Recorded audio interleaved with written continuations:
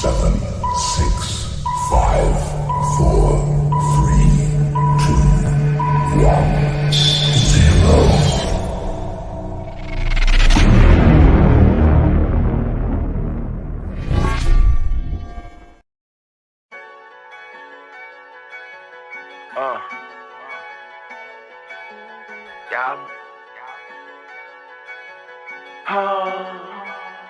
Track creators. Naked to the core, naked to the core, to the core, naked to the core, naked to the naked to the core, naked to the core, naked to the core, to the core, naked to the core, naked to the naked to the core, naked to the core, naked to the core, to the core, naked to the core, naked to the naked to the core, naked to the core, naked to the core, to the core, naked to the core, naked to the naked to the core. Now where do I begin? There's a lot of podcasts, but they're never messing with them. Talking naked to the core, raw and cut with the views. And if you won't stay in the loop, got the scoop on the latest news. One of the greatest crews, talking new Ken and Ashley. Ain't seen a better trio since Worthy, Kareem, and Magic. One-on-one with the people, got a question you can ask it. But behave like a dun-dun-dun, they just might let you have it. As far as the music go, they bring the spotlight to the underground. Best be bringing your best, if it ain't hot, don't even come around. Guys of the pod, they bout to F up the game. Naked to the core, y'all gon' put some respect on they name. Sicky D. Naked to the core, naked to the core, to the core, naked to the core, naked to the naked to the core, naked to the core, naked to the core, to the core, naked to the core, naked to the naked to the core, naked to the core, naked to the core, to the core, naked to the core, naked to the naked to the core, naked to the core, naked to the core, to the core, naked to the core, naked to the naked to the core.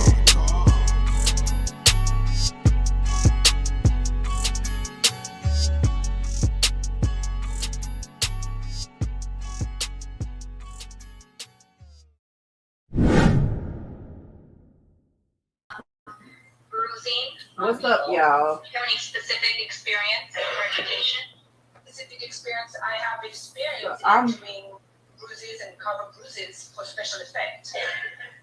Yeah, I mean, throughout my career, I have created bruises and I also have covered bruises for, with I'm sorry, y'all. I'm watching this trial. real life and whatever it is. So, yeah, I have experience in covering some bruises. Yes.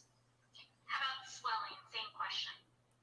I mean, it's a little harder to cover swelling. No, it's difficult for that's hell to cover damn swelling, ma'am. Down, covering it up would be. It's hard for me to talk right now And how about cuts?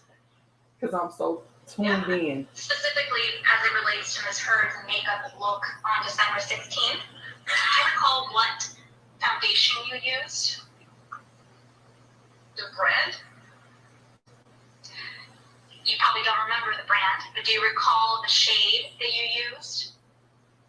How would I? No, it's 5 years ago. Absolutely not. But you do have a specific recollection of using a peach undertone concealer. Yes, and I'll tell you why. Because Amber always had in her bag, we have the same concealer. She has a concealer from a brand called Clear Coat. And a specific shade, it's beige. Beige was Amber's color for under her eyes, period. So the day, December 16th, I didn't use beige. There's another concealer that has a more peach in there and orange. It's called Honey, but the same family, and I use that instead. And I think I have a wheel that is a bruise wheel that has different colors. And you pick up the color to gently touch up any darkness. She said a bruise Did wheel. you make a different choice for her overall look other than the concealer as a result of the injury? She said a bruise wheel. On December 16th? Not a different choice, but I remember we specifically, I know you read it before. Her red lip was not uncommon for her. She has a signature red lip, so it's not suddenly it was, oh my gosh, she has a red lip. But I remember that day I specifically structured my makeup. There's a couple of things we do with Amber. We do a smoky eye and a nude lip or red lip, and I remember specifically thinking of my makeup about we needed to highlight there to try to not to try to not draw attention there, and the red was our only option to cover that red cut that was there. So that I remember very specifically thinking that we had to have a red lip, sharp brows, and construct the makeup to take away from here. So basically, I mean, it's not really nothing to you guys, but just basically a lot of highlight up here to kind of not focus on this. I remember talking about it. That's not gonna take away from that broken nose, ma'am. Forgive my ignorance. But what did you do to cover up the cut on the lip other than apply a red lip? A red lip. A red lip. It is Put me on the swollen. stand. I can see it in the video on the James Corden show. So lips was swollen. It was big on that side. You can see it. There's nothing I can do about that. But we did a really dark red lip to match that red gash cut, whatever that was there. Do you recall Miss Heard being hindered as a result of the injury on her lip? I mean, when I say hindered, I mean, does she have trouble opening her mouth widely, or, you know, did she complain about it hurting or slitting open and bleeding? Do you recall any of that?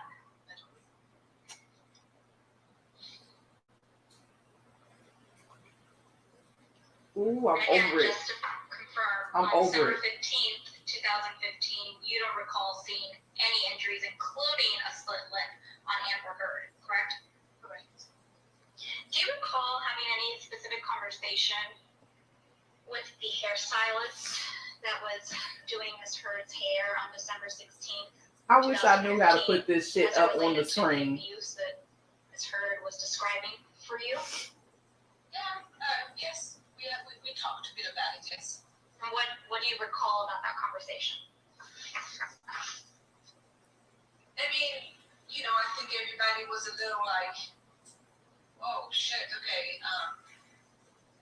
I think everybody was a little surprised. Everybody was a little like not knowing how to move forward with it. I mean,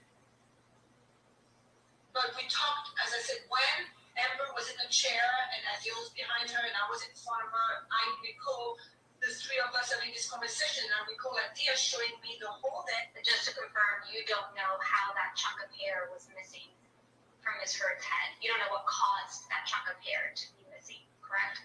I don't know it, correct. You don't have any personal knowledge, I should say, as to how that chunk of hair came to be missing from her head. But I cannot witness it, correct. Alex, may I please have you bring up Deck 9? I think, Lexi, as you testified This previously, motherfucking makeup artist bogus as fuck, you y'all. see, watching the video clip, right? You see Miss Heard's, you see the swollen lip, and you see bruising. I see, I know that face. I know that face so well. I've done it so many times. I can tell where the bruises are, and I can tell where the swollen lip is, correct.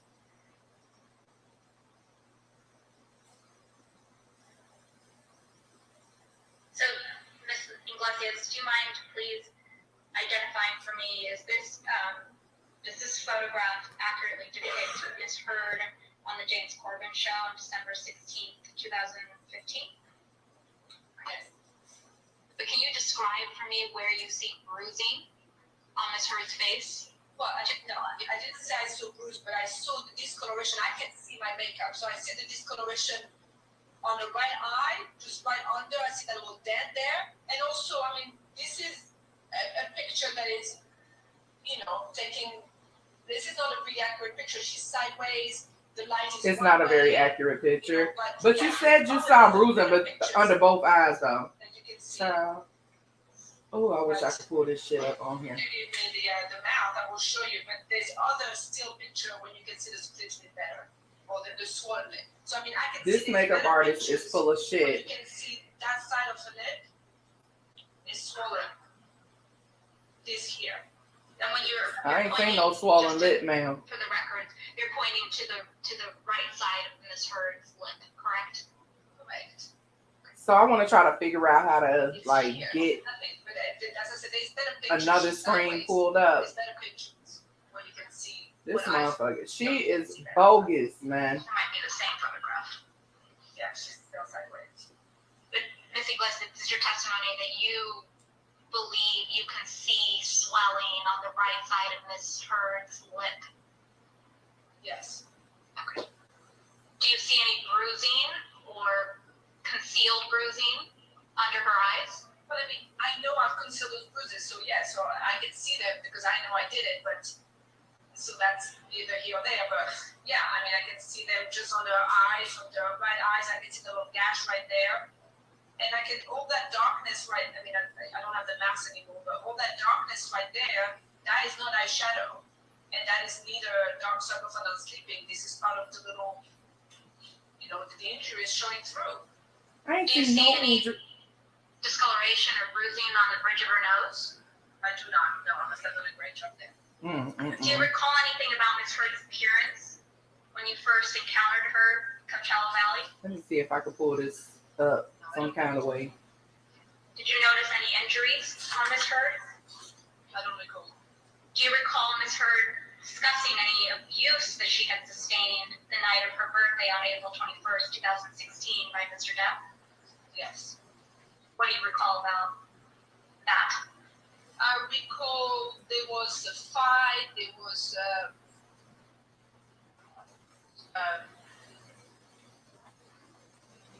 Y'all, if I figure this out, I don't exactly recall the fight. I know it's there was over. a fight and there was some problem. That's when they were late coming back to Coachella's.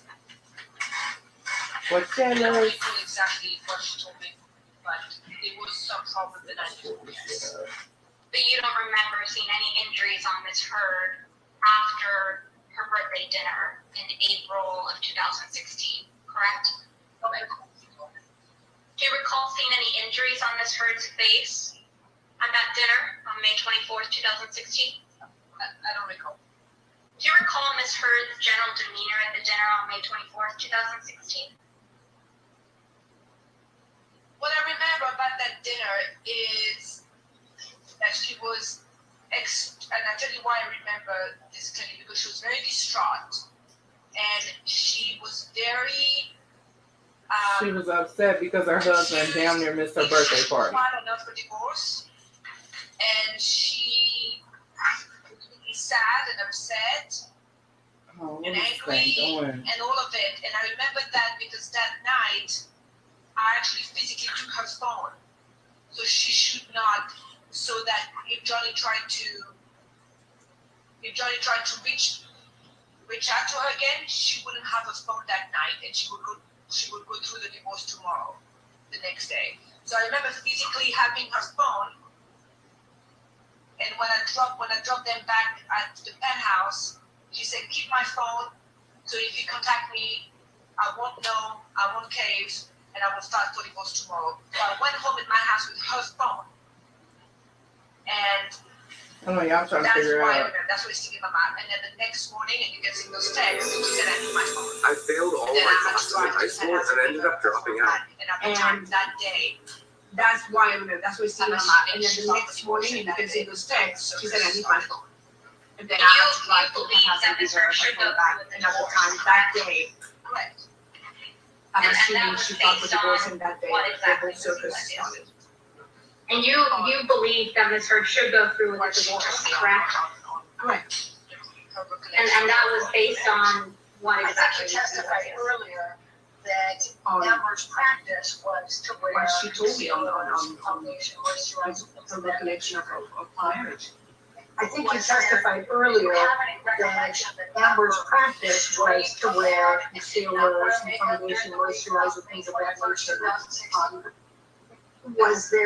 Do you have any recollection that Amber strayed from that and did not wear makeup during the week? Oh my goodness, Amber Heard isn't wearing her makeup this week. No.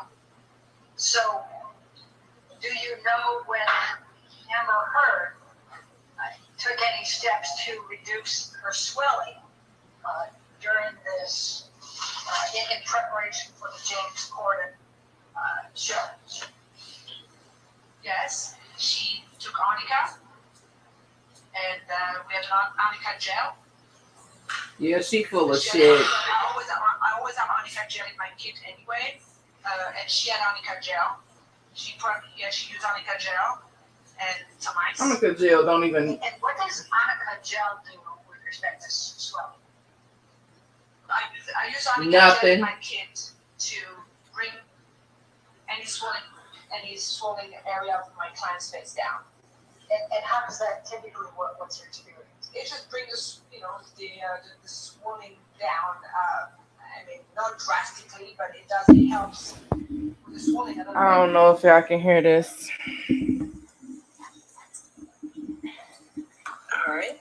Yes, Your Honor, we have another video. Okay, if you can approach for a moment, let me just certainly. All right, so they approaching the bench, y'all. That makeup artist was full of shit, and I'm sorry that I've been on here for 15 minutes and I haven't said anything because I'm trying to listen to what she's saying.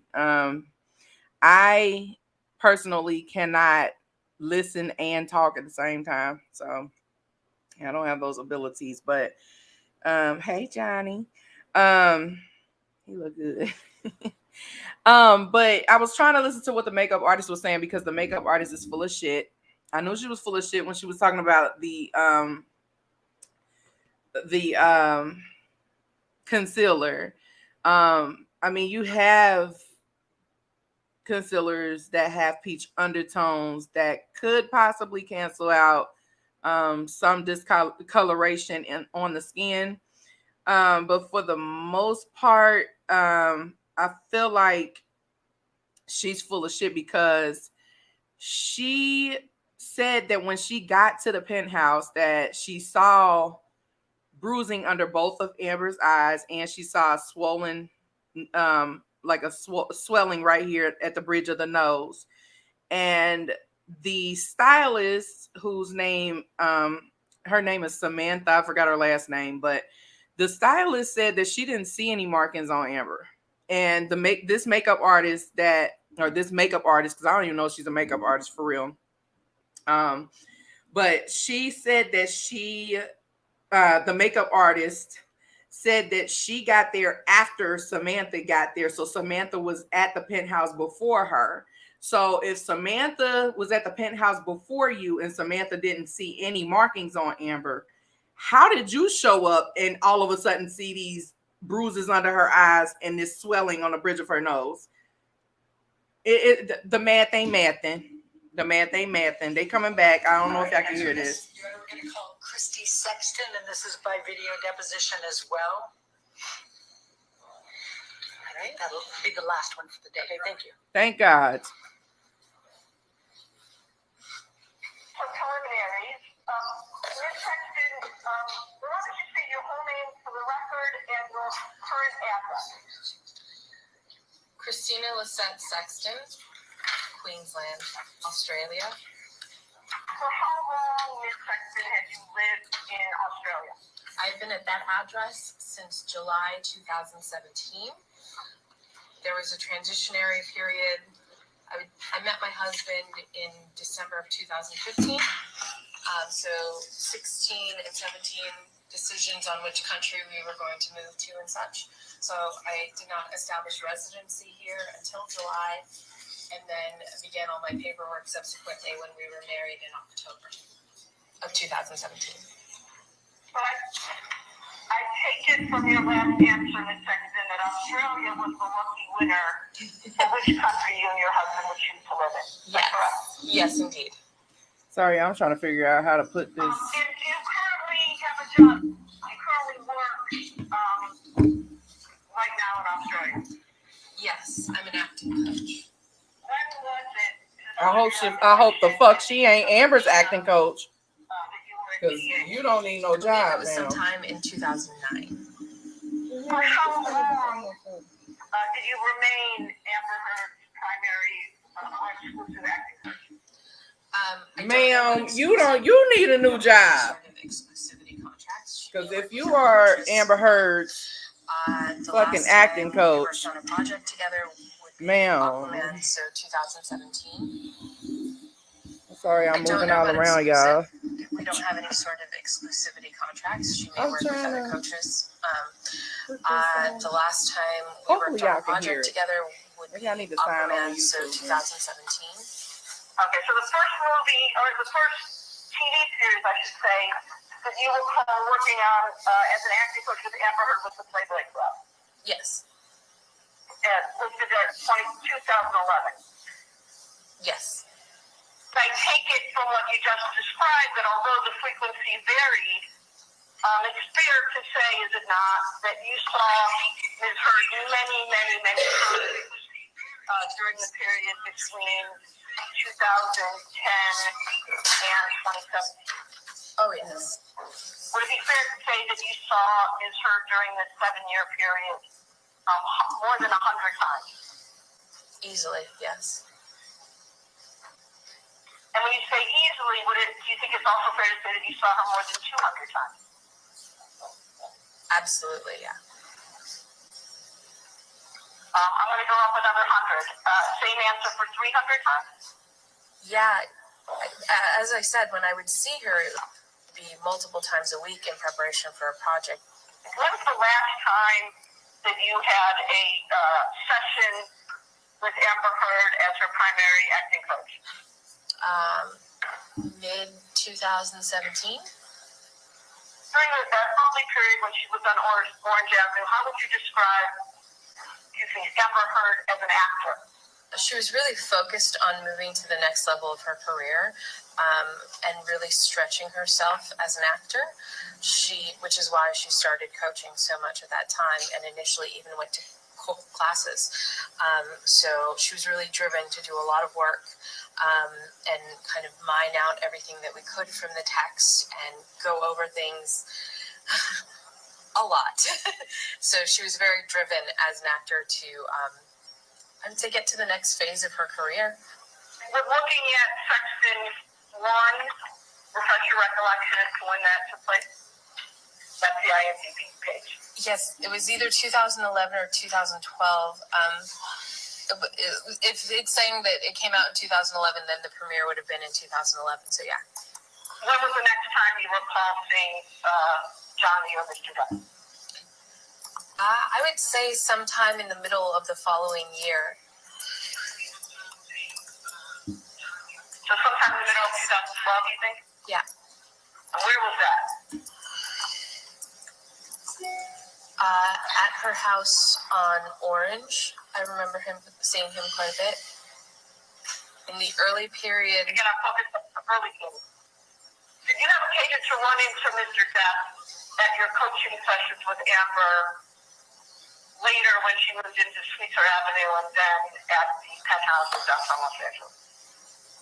Yes, I did see him often at both Sweetser and the downtown house. And over that period of time, did you observe changes in Mr. Depp's behavior?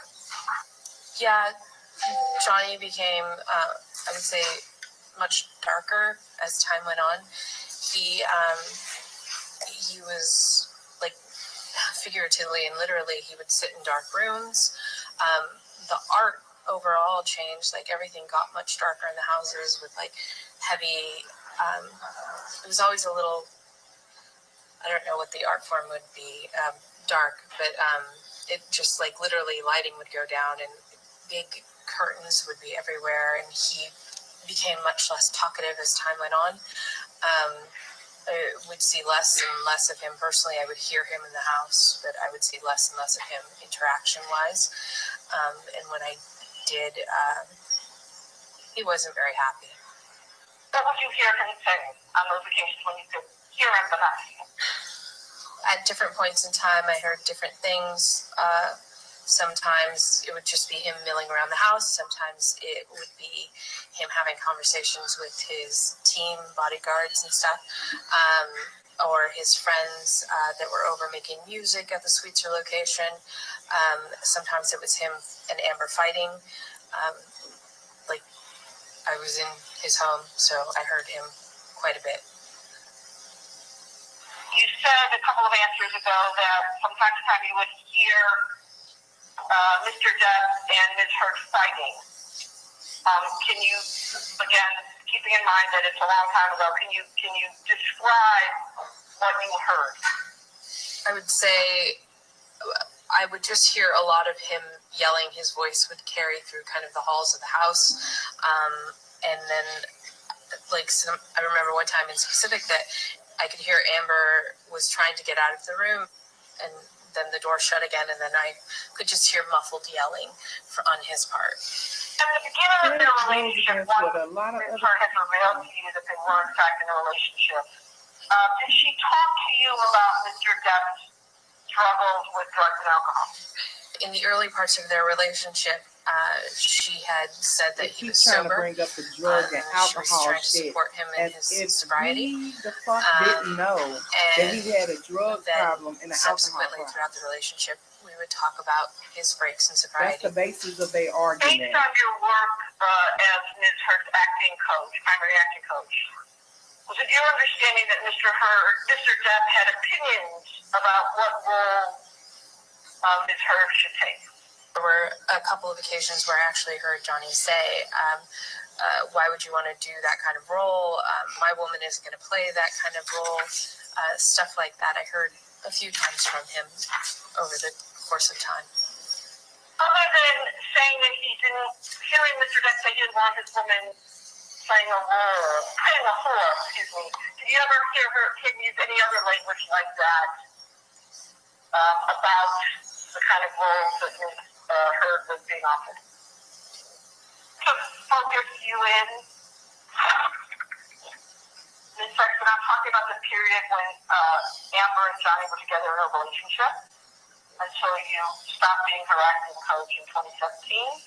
And I'm focusing in on what you recall hearing from Mr. Depp about what roles he thought Ms. Hurd should play. As I said, he would be sitting. Initially, when she lived in the Orange location, sometimes he would be nearby. It was a fairly small house, and he would be nearby and kind of earshot. So there were times that he was kind of just disparaging. That's a shitty role. Why would you do that? That kind of thing. But he wasn't super negative then. Later on, as it went on, he was very vocal about the negative terms. Like I said, he called it a whore part or a trash part, or a piece of shit, all sorts of things like that. Generally pretty negative if it was something he didn't want her to do. Did the number of roles that Ms. Hurd auditioned for See what they doing change with this during this the little time bit that she was involved with is they trying to spin Yes, it did. what he was saying. Was decreasing as it went, and there would be stretches of time where she wasn't auditioning at all or working on anything at all. During the time that Mr. Depp and Ms. Hurd were together, did you observe changes in their relationship over time? Yeah, early on they were incredibly lovey-dovey and passionate and always together in a positive way. They were very playful and friendly. And then I would see less and less of them together, and I would hear a lot of muffled arguments through the walls. And when I did see him, sometimes the balance would shift. It went from being like a normal couple to very tension-filled, especially those last few months that they were together.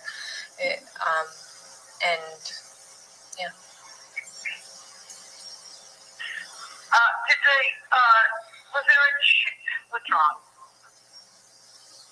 Did the number of times that Ms. Hurd was late for or canceled sessions with you change as her relationship with Mr. Depp went on in time? Let me see if I can share. And as I said earlier, Amber was never late when we worked at the studio.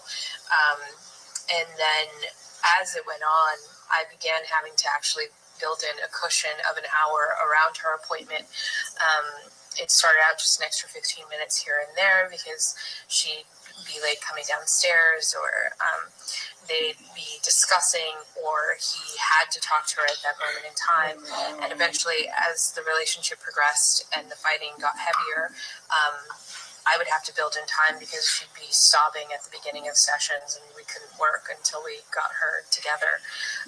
May 21st, 2016. Yeah, I ended up having to do a lot of cushion time around her just so that we could actually get something accomplished because she was often very upset. Did you have occasion to observe Ms. Heard crying naturally, not acting? So that we could actually get something accomplished because she was together romantically with your son? I would say the last year they were together, probably 80-90% of our sessions began with her crying. That would be increasing as it went on. Ironically, she has a little difficulty crying, acting-wise, so which a lot of us do. Oh my God! We would have to work when we were doing it acting-wise, but there was a lot towards the end there. A lot of crying sessions. Based on your testimony here, Ms. Sexton, is the crying that she did in a role different than the crying you observed so often in the last year of her relationship with Mr. Depp? Yes, inherently acting crying is very different unless somebody is working in what's called method, in which that's an entirely different thing where they focus on their own stuff. So she's not a method actor, so it would be completely different. Speaking for your own self, Ms. Sexton, how did you react when you saw Amber at these sessions crying the way you described it? I have a caretaker personality, so I would prioritize taking care of the person in front of me over these sessions crying the way you described it. I have a caretaker personality, so I would prioritize taking care of the person in front of me over doing work, which is why I ended up building in all that extra time because I cared about her as a human and I wanted to be there for her in as much as I could as a friend. So there's no point on working on something if someone isn't fully there or they're upset. It's more important to deal with the person and take care of them than work. And during those sessions, particularly in the last year when you saw Mr. Klein so often, what was your understanding of the reason for her tears? I would hear them fighting and then hear her come in, and she would be a wreck after she came in. I couldn't make out what they were saying, and I personally wasn't trying to listen to their fights, so I would just hear the sounds of the screaming.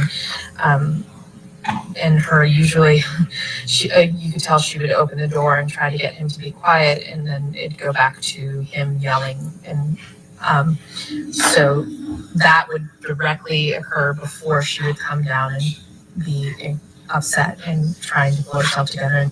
What do you recall seeing her say she told you that they were fighting about? I was witness to some of those. He didn't want her going out without any sort of security or any team. He didn't want her going and doing things just on her own.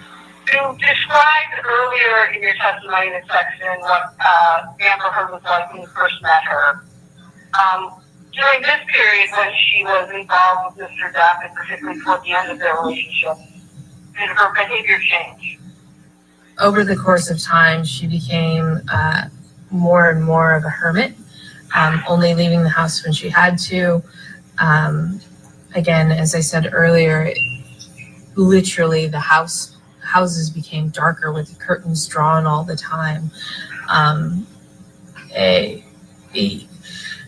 I remember one time in particular when she was living at the Eastern Columbia that we went downstairs to get a slice of pizza. I think there were 4 of us, and Amber gave a homeless kid down there some money, and we helped him get to the bus stop, and we came back up, and Johnny yelled at her about going out, and that she knew better than to be going out at night and that kind of thing.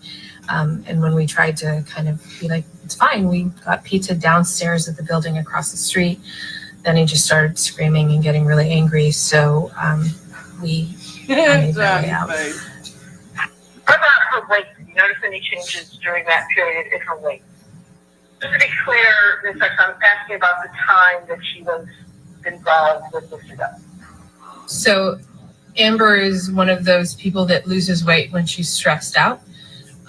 So she would drop weight and look skeletal at certain points in time. I remember right before their wedding, she had lost a significant amount of weight to the point that I was asking her if she was eating regularly. So she's always been fit, but she would drop down and get a little gaunt if she was super stressed out. And in that last year that she was involved with Mr. Depp, do you know changes in her weight? Yeah, she lost a significant amount of weight, and I noticed it specifically because I had been in Australia doing a film, and then when I came back, so I'd been in Australia since December, I came back in February, and she looked, she was skin and bones. Like she was much thinner than she normally was at that point. So I know during that time period that she had lost a lot of weight and she was very gaunt. Now, I'm going to shortly move on to specific incidents. But for now, Ms. X, I want to speak generally about things you observed and saw. And the first question I have in that regard is, during the time that you were Amber Heard's acting coach and she was involved with Mr. Depp, did you observe injuries on Ms. Heard? When she came back from Australia, there were a lot of like little red marks on her arms that looked like freshly healing things. Skin, like red marks on her skin, on her arms that I saw. And then subsequently I would see like bruises that looked like arms being grabbed or wrists. Then I saw that all That's towards the the first time end. I'm hearing that. Did there come a time when you accompanied Amber Heard and Johnny Depp to Hicksville, California? Yes, I went to Hicksville for Johnny's birthday celebration with them. What? That wasn't for his birthday. And, in your own words, can you tell me about that trip and what happened chronologically? We arrived at Hicksville and we had made kind of like a barbecue and drinks. As we were having a lovely time, Johnny was playing guitar and singing. And then as the night went on, like around sundown, they started passing around a bag of mushrooms and a bag of white powder. I didn't even partake in the alcohol because I had had surgery a few months before, so I was the only one stone cold sober. Then I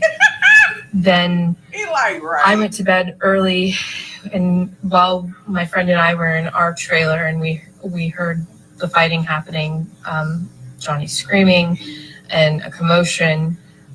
We didn't come out of our trailer, and then the quieting down and everyone be like, oh, it's okay. The bodyguards, I heard them running over there. What? And then the next morning when we got up, the group was talking about what had happened that night. And then I kind of left that conversation and went to the trailer to check on Amber. And I saw the completely torn apart trailer. Johnny was apologizing for what he had done, and he was instructing his bodyguards to just pay it off. Let's just take care of it. And I stayed with Amber. And she was really shaken up. The next day, can you describe for me what the trailer where Amber and Johnny were staying looked like? The inside was in shambles. I remember seeing a light hanging off the wall. There was broken stuff everywhere. Dishes, it looked like, or not dishes, like the wood was broken. Things were hanging off the wall. It was in shambles on the inside. And that next day, I think you said that you had occasion to see Mr. Depp. Is that correct? Yeah. How did he look that next day when you saw the trailer? He looked very worried. He was apologizing. He was saying he would take care of it. He was trying. He was like, "Don't worry about it, babe. We're gonna get this taken care of." And Amber was really like closed off and quiet, and he just kept kind of apologizing to her over and over again, and then telling his bodyguards to just take care of it, just get it done, whatever it is, just pay for it. And then he went off to go have that conversation with them. What was Mr. Depp saying that next day when he was apologizing? I just remember him saying, "I'm so sorry, babe. I'll take care of it. I know this is bad, but I can take care of it. I'm sorry I did this," that kind of thing. I think you said, testified this earlier, but I want to make sure the record is clear. Did you recall Mr. Depp using the word monster? Okay. I heard him on different times making apologies that he said, "I'm sorry I turned into a monster." I just remember a profuse amount of apologies. I don't know if that time in particular had that verbiage. Anything else about Hicksville that you remember that you haven't told me about? I mean, the only thing I stated that I did see him eat the mushrooms. I saw him holding the white bag. I don't know what he did with that, the bag of white powder. Everyone except for me was drinking, and different people were partaking in different drugs at that time.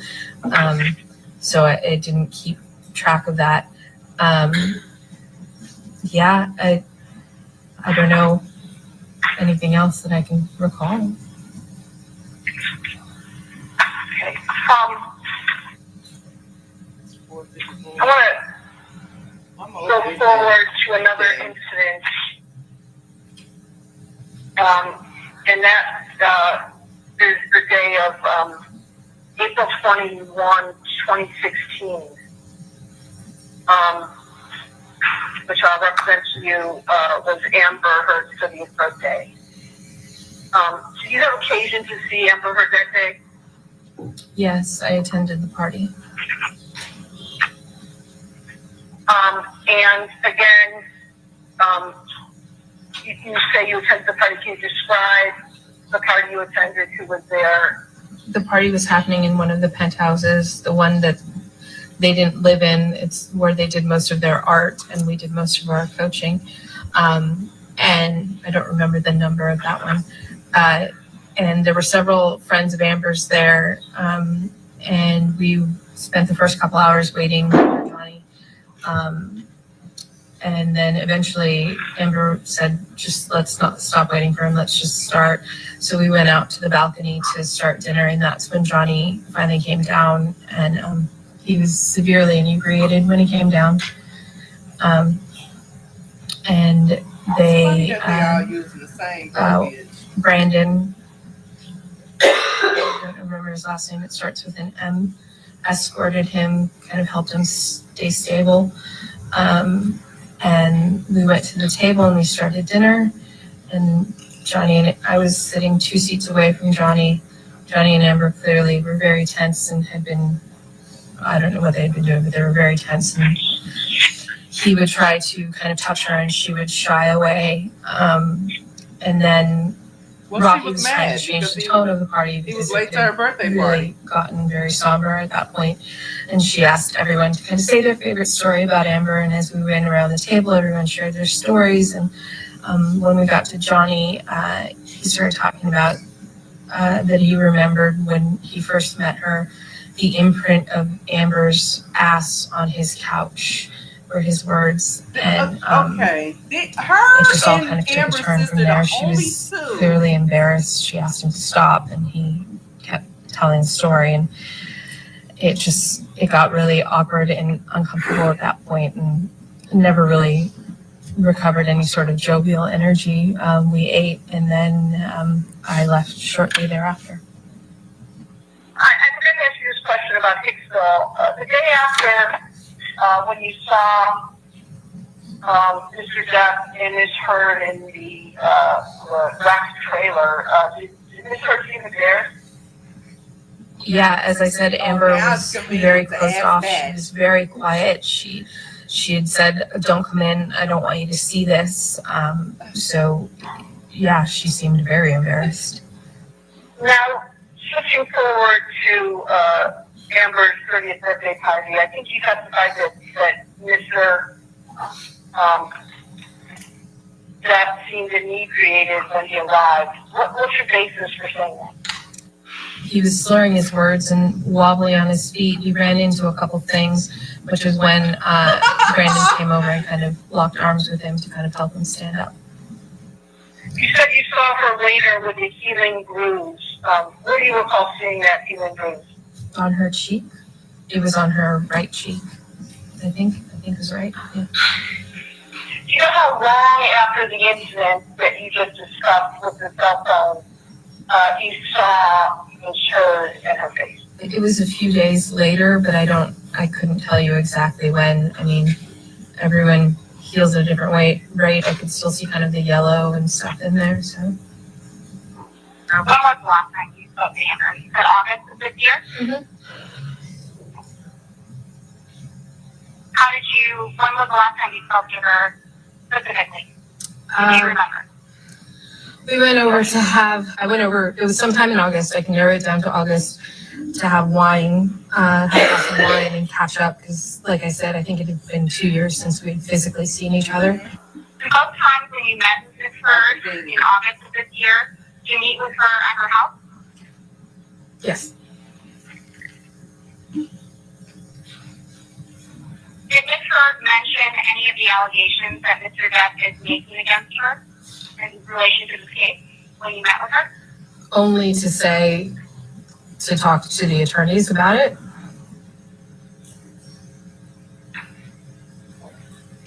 When you say only to talk to the attorneys about it, specifically did Ms. Heard tell you? Like she said, would you be willing to sit down and talk to my attorneys about everything that you witnessed? And then afterwards, after I kind of talked about it all, it felt really intense to me and I felt incredibly guilty. Was it during one of these 2 times that you met with Ms. Heard in August of this year that Ms. Heard told you for the first time that Mr. Depp had allegedly raped her with a bottle in Australia? Yeah, she did talk about the bottle then, yeah. Was it the first meeting that you had with Ms. Heard in August of this year that she mentioned that? No, it was after, like I had come to see her and had a wine night and catch up. And then after I had talked to the attorneys, after we had a good cry, we were talking more about what had happened. And she was saying how she didn't even tell me everything. And yeah, that's when it came out. She ain't tell her everything. But how convenient she did it at that time. Ms. Heard told you about the bottle incident in Australia where she claims Mr. Depp penetrated her with it. Before your deposition, your first deposition in the States in August of 2019? Yes. It was after I had talked to the attorneys.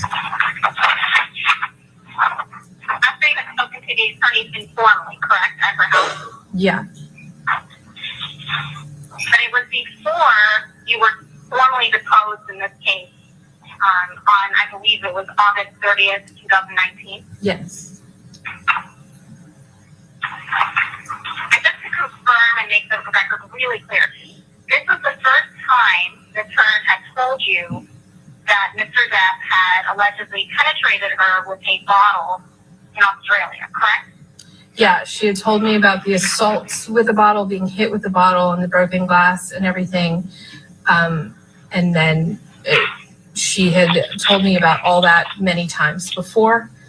And then this time she started crying and sobbing and started telling me about the assault, the penetrative assault. And when Ms. Heard told you about this alleged rape that occurred, did she know that you were going to be deposed by her attorney? No, because they were all in the other room. She knew it. They didn't even tell me that they were like, we may have you for a deposition. And that's when I had said to them, if you're going to do that, I would appreciate it if you did it before I left the States. And they said, we may or may not need you. And it was a couple days later that they then sent me the contact and said, we are going to subpoena you. Since you've known Ms. Hurd, can you tell me how many times you spent maybe a significant amount of time with Mr. Depp? I would say probably around like 10 or 20 times. And of those 10 or 20 times that you saw Mr. Depp and spent maybe more significant time than him just passing through a room, how many times would you say he was or appeared to be sober? Not many. If he was coming down to have a conversation, he was pouring a glass of whiskey or rolling a joint or having wine. It always seemed to me that he's not a social animal, if you will, and he would have a drink or a smoke in order to go talk to people. We know that works That's what it felt good like. for him. All that information. So works most of the very time I good saw for him, it was that. You would agree with me, though, Ms. Sexton, that someone getting a drink is different than someone appearing drunk, correct? For example, if it was his first drink of the day. So my question is a little bit more specific. Of the 10 or 20 times that you saw Mr. Depp, how many times did he appear inebriated? Not, holding a glass of whiskey or smoking a joint, but how many times did he appear inebriated to you? I would say at least half, if not more. How would you describe Mr. Depp's personality when he was or appeared sober versus when he appeared inebriated? He was very quiet when he was sober, and before he would start drinking, he was very quiet. Almost a whisper, mumble most of the time. And then he would get very loud when he was inebriated, and he would go to like boisterous first and telling like cool stories and stuff, that kind of happy drunk, and then it would move into the loud, angry drunk. You say loud and angry drunk. Did you witness Mr. Depp be angry when he was drunk? A couple of times, yeah. When was the first time you witnessed Mr. Depp appear to be angry and inebriated? I couldn't tell you the first time per se. I have images in my head. I remember him like yelling and screaming, and the bodyguard coming over and being like, "Hey boss, let's take this to another room." Can you tell me as much as you can remember of that incident? I remember being in the kitchen of that house, and he came down and he was yelling about something. Amber and I were having a conversation, and we were going to work on something that day. It was later in the evening where it was really dark in there. Like I said, sometimes they drew all the curtains. In my memory, it's very dark. And he was yelling, and that older guy came and like scooped his arm around him, and it's like, "All right, boss, let's take this to another place." Because he was inebriated. I could tell from the way he was talking, and he was just kind of yelling. And I don't recall what was that. It all kind of happened very quickly. I don't recall what he was yelling about, or if it was even at anybody. He was just kind of down there and drunk, and we scooped him up. You anticipated my questions, which were who was he yelling at and what was he yelling about. So you don't recall, is that correct? No, I don't.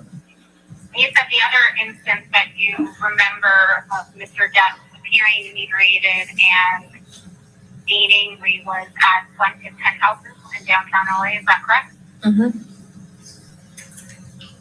What were the circumstances that you remember about that incident? I remember one time he was mad that people were in the house because I had just gotten there. I don't even remember. There might have been like 2 people there or something. I don't remember. But yeah, he was storming up those stairs to his office bedroom area.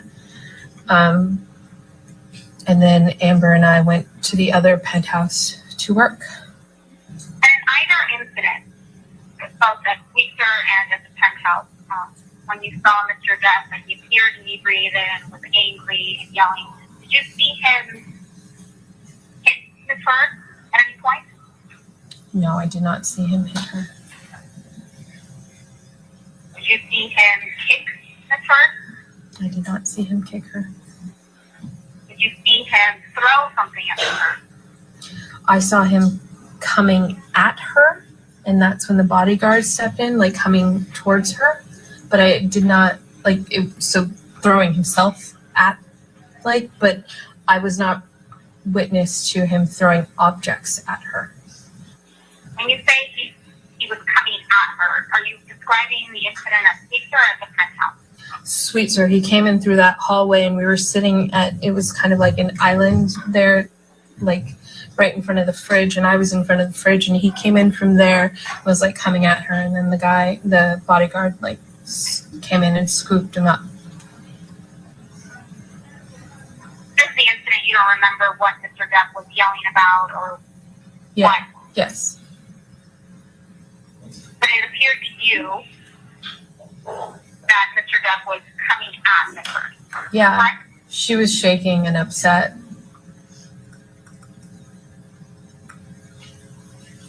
It felt like something that had been going on for a while. And all the time that you've known Ms. Heard and Mr. Depp, did you ever see Mr. Depp be violent towards Ms. Heard? I never saw him hit her. I heard him use terminology, as I said before, and as I said, come at her, but I never saw him hit her. If I had, I would have called the cops, to be honest. You never saw Right. Mr. Depp As you throw said. anything at her, any objects at her, correct? No, the only thing I saw was the aftermath. Like, I would see things broken afterwards. And like I said, in Hicksville, I heard the yelling and then saw the breaking and saw him apologizing for it. But I, with my own two eyes, did not see him physically break the stuff or throw the stuff. When Mr. Depp and Ms. Heard went to Australia, did she tell you that she threw a bottle of vodka at him and that's what severed his finger? No, she had told me that he had broken the bottle and cut himself with the bottle that he had broken. Oh, so now it's the bottle. Because at first it was the phone on the wall. But she told you that he had cut himself with the bottle he had broken. Did she say that he had taken the bottle and cut off his finger? Or that it was an accident and that his finger was severed from the broken bottle? Do you understand the distinction? Yeah, she didn't say that she didn't indicate that he cut off, like went purposely to cut it. What it seemed to me is that he had broken the bottle against something and then he was doing things with the bottle, like shaking it around, and that he had cut himself from that. It didn't indicate that he had in any way purposely cut himself. Do you recall Johnny ever saying something to you in a conversation with him later about his ability to pass insurance tests? I remember a specific time when Amber still lived at Orange, and Amber was out with her girlfriends, and I had come over too early for the party, so it was just Johnny and I sitting there having some whiskey, and he was smoking cigars, and he was talking about that it was, I said something about, he said he had to get up early to do a test, and I was like, oh, don't you have any sort of, like, concern about that? And he's like, it's easy to fake insurance tests. That's why we do what we do. I was talking to him because another client of mine had to do an insurance test, and he was like, oh, you can fake a piss test, you can do this. And he just kind of went over a few different ways that it's easy to fake insurance tests and made a joke of it.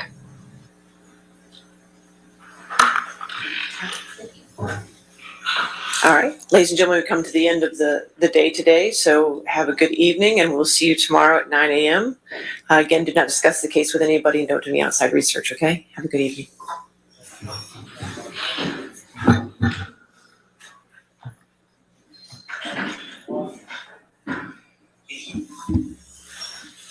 Ooh, child.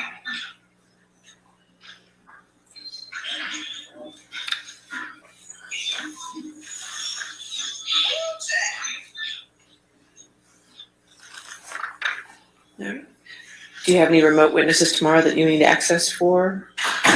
Do you need a WebEx? You don't need a WebEx link? Deposition designations and live witnesses. Deposition and live witnesses. Okay, all right, that sounds good. All right, everybody knows their homework, right? Okay, thank you. All right, we'll see you in the morning.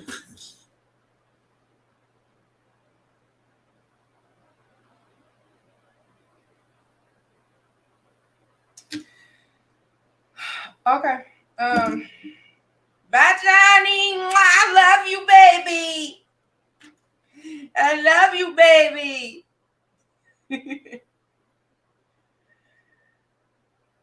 All right. So I want to talk about this shit here because this is a hot mess. Okay, this is a hot ass mess. All right. Let me stop sharing that. Okay, so I want to talk about this trial today, honey, because it's some shit that done came up that's like not cooperating with Amber Heard's story of events, right? So I'm gonna start with the sister. Well, no. Let me take it back to Rocky Pennington because Rocky was first on the stand. Well, she was first to they continued her deposition from yesterday. So her deposition went in it started yesterday and went into this morning. And what's crazy is the first okay, so they did direct on depositions, they do directs first. So or they do cross first, I'm sorry. When a actual witness is on the stand. All right, let me turn this shit off. Damn, I didn't know that was still on. All right, hold on. How the hell can I get back to it? Because it's gonna keep playing that shit. Nah, no. Stop. Okay. My bad. So that was just the music from the channel that we was just watching. But so when she was doing cross yesterday, she was nothing like how she was when she was doing direct this morning. She was very emotional. It really didn't feel real to me because I mean, I've heard the audio of the aftermath of Australia, which I could pull that up too. Matter of a fact, I want y'all, now that I know how to do this shit, hey, now that I know how to do this, yeah, let's go ahead and do this because I want y'all to, okay, so before I do that, before I pull it up, right, Amber's story is different from how it used to be. So she has added on more shit. She's saying that she's now sexually abused. And she's saying that Johnny sexually abused her with a liquor bottle, a broken liquor bottle. Okay. And that's how he severed his finger. I ain't buying it. She's now added on these accusations that she was sexually assaulted. She's really fucking up her own case. Like she done tore her own case up. In Australia, they had a fight. Now apparently, and I'm gonna pull this up while I talk to y'all. So apparently she has this, since the beginning of their relationship, actually, she has had this thing with recording their conversations.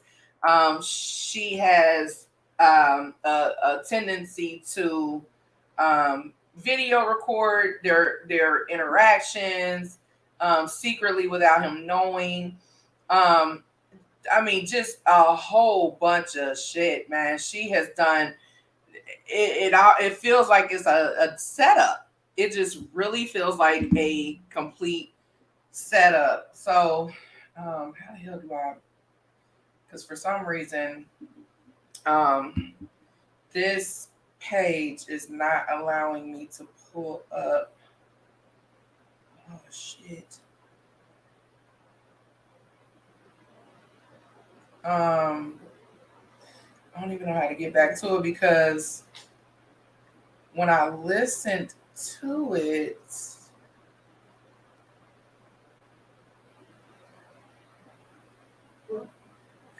Lucci. When I listened to it, oh, wait a minute. I can pull it up from here. Where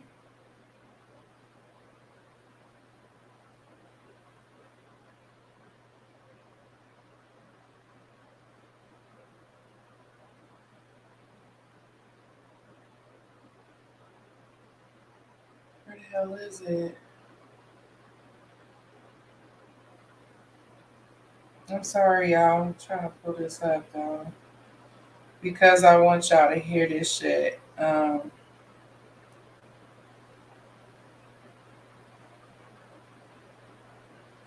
Is this it? Yes. If you have an This iPhone, is this it. trick is gonna No, blow shut your up. mind. Just drag your finger over any object and boom. Shut up. I don't want to hear you. Okay.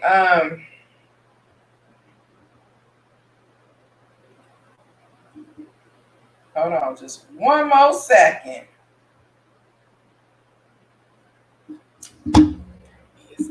Okay. So I'm gonna pull this up.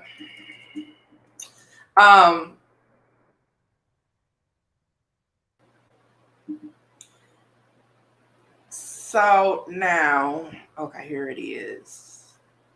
And I want to like set myself up to play this shit. Okay. Hey everyone, welcome back. All right. So I got that set up to share with y'all in just a second because I want to kind of set this up first before I go over it with y'all. Before I show it to y'all. So, okay. If you have not been following this Johnny Depp story, this defamation trial, I'm gonna bring you up to speed. So, Johnny Depp and Amber Heard were married. They were married briefly between 2015 and 2016, but they have been together since 2000. She claims it's been 2011 that they got together. Johnny and his ex-partner says that it was like 2012 that they got together, but they've been together since the early 2010s. All right. So sometime between 2011 2012. Johnny got with Amber. Now, according to Amber's story, they supposedly got together while he was still with Vanessa, who is the mother of his two children. So they've been together. They were together from 2011, 2012. And then they got married in 2015. And then they got divorced in 2016. Now, she claims that he was beating her ass before they even got married. Okay.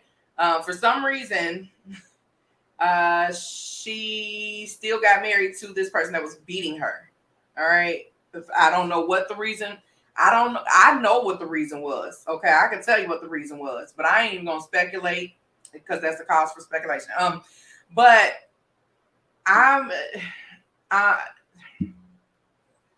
okay. So anyways, they got together and then they got married, and she has a tendency to do a lot of recording. She has recorded audio, she has recorded video, she has taken lots of pictures, she has what she claims to be lots of video evidence, but lots of evidence, not just video evidence. Sorry. But there's some inconsistencies with her stories because she takes pictures of everything, but there's some instances where she says Johnny beats her ass and she has nothing to show for it. Somehow she gets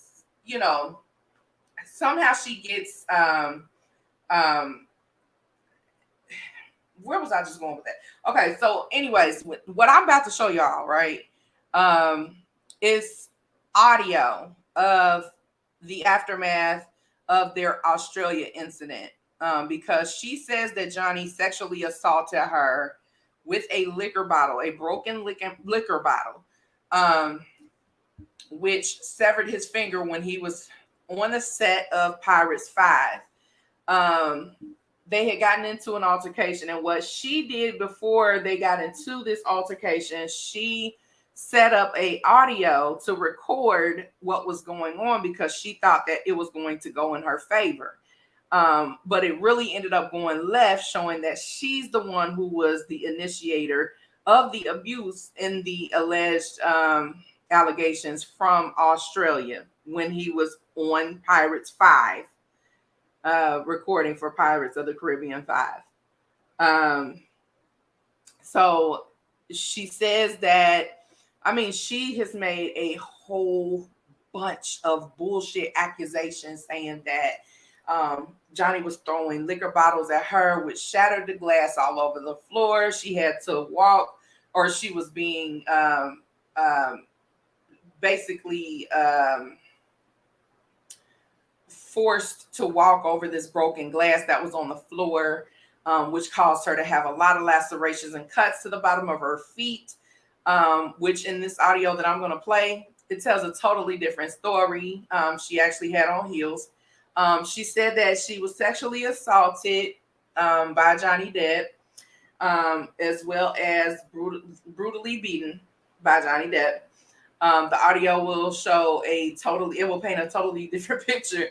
But she set this audio device up because she thought that this argument was going to go in favor for her, and it ended up going in the opposite direction. And somehow the audio was still submitted somewhere to where someone else could get the audio, and it's out for the world to hear it. So from what I know, I've watched a whole bunch of different streamers on this subject, and they've been messing with them. Amber Heard's team has been like some undercover shit. It's a lot of shit that's going on behind the scenes with Amber Heard's team.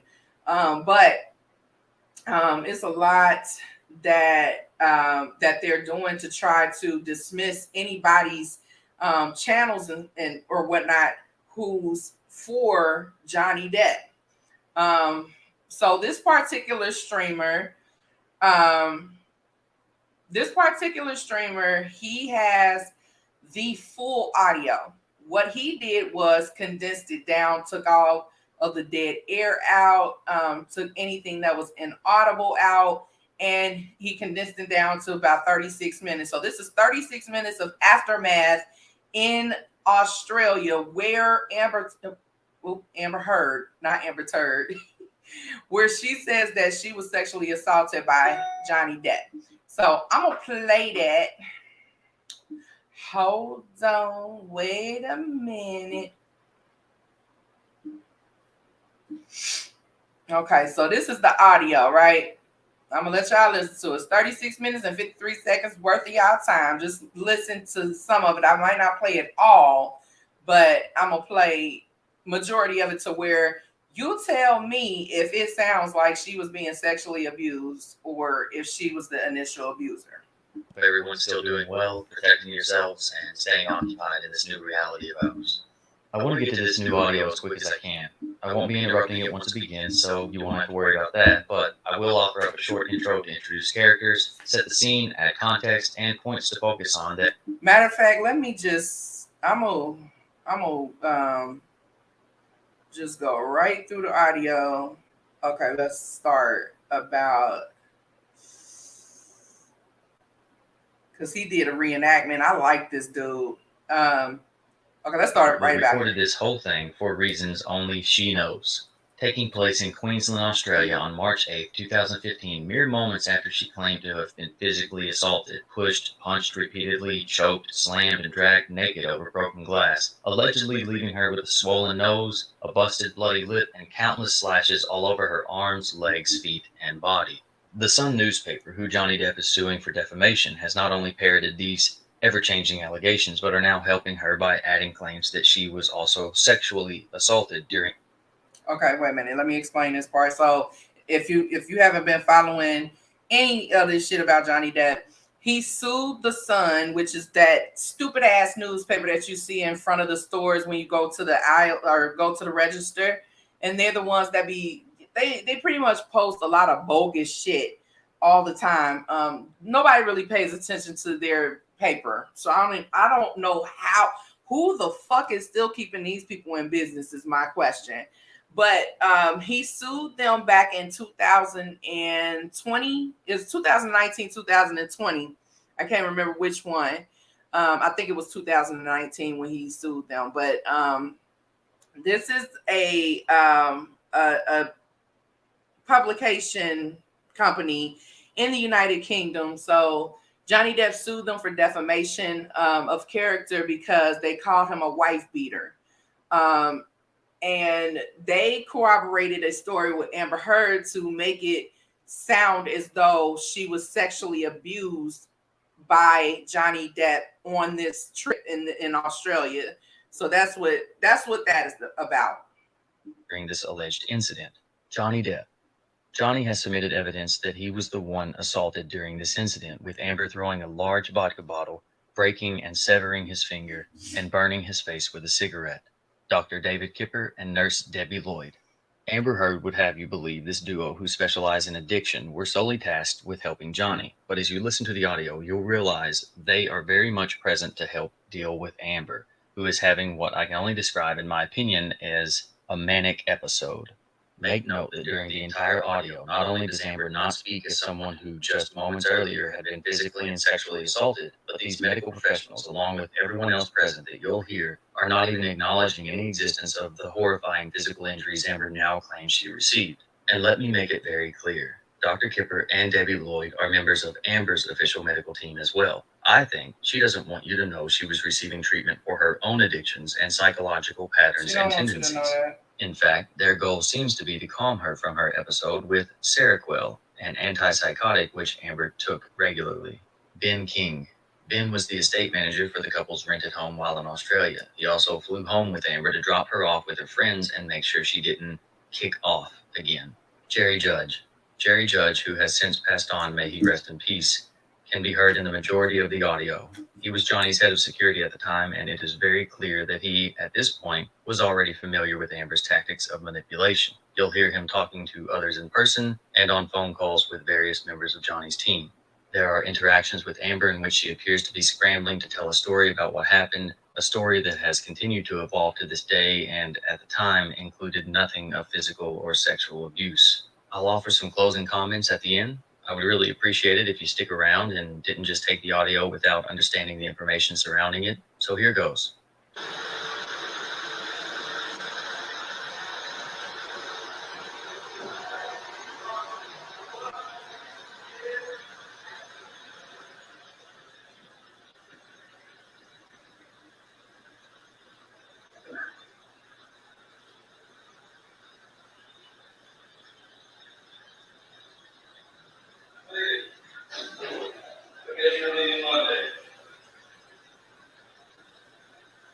I wish you fucking understood what you are and who you are and how you fucked me over and make me feel sick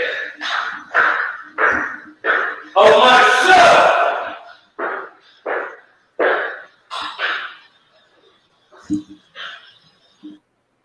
Okay, hold on. Let me pause it, right? You hear him walking, right?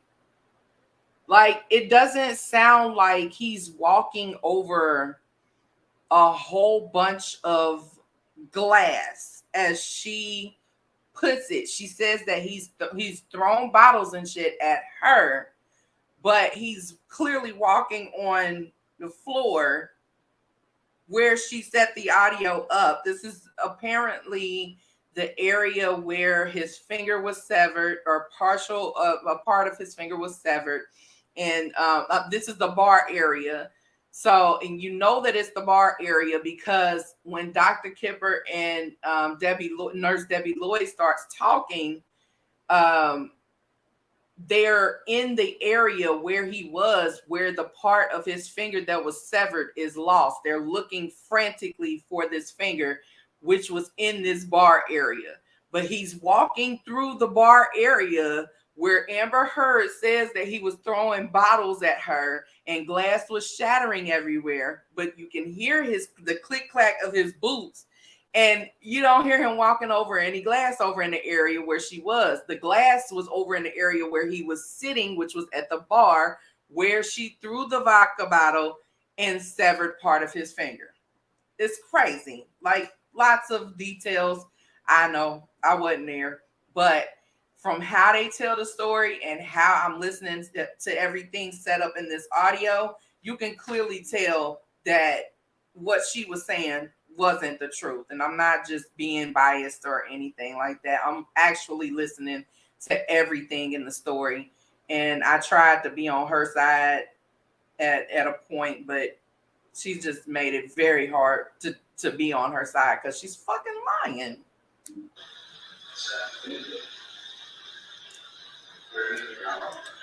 That's Dr. Kipper talking to Johnny.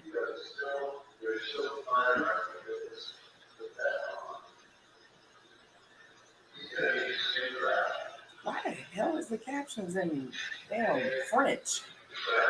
Is that French or Spanish?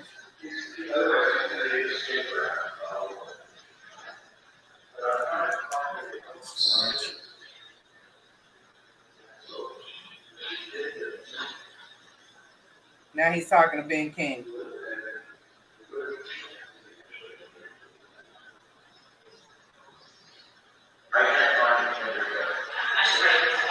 There's that boy.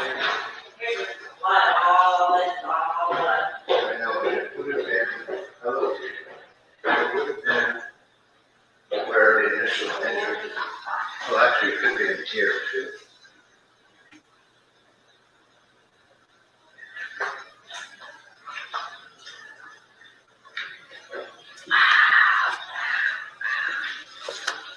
So I just, so you know, I'm looking at the channel for that.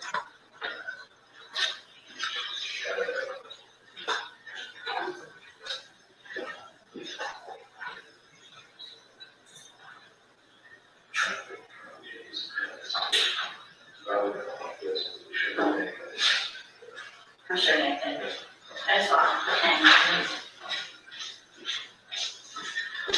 The majority of the blood activity is downstairs, but I went through that really carefully. Oh, wait, there's a. Now he's stepping on the glass.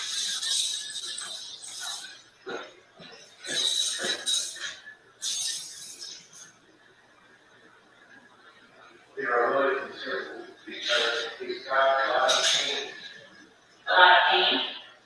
He's got a lot of pain also. Did you saw that? But it's a very important thing to get into that.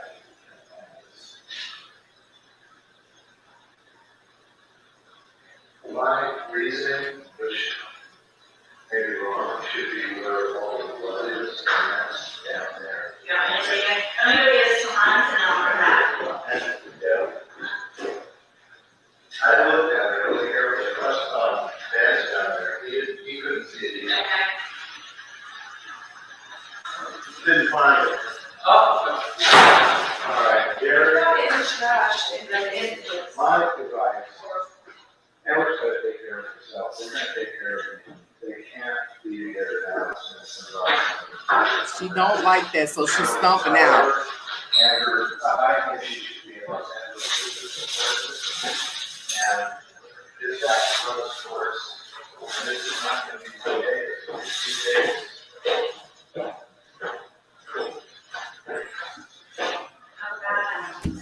But she was barefoot though. There's something you just like her. Jerry, She won't touch her.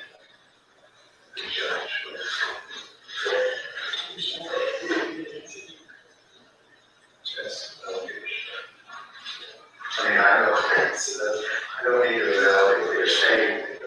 No, but I was just wondering if there's another person. Well, I asked the same question to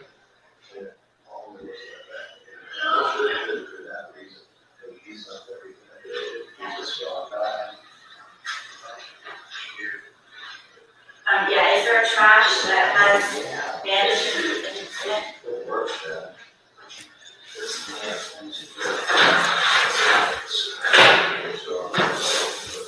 No, that's out.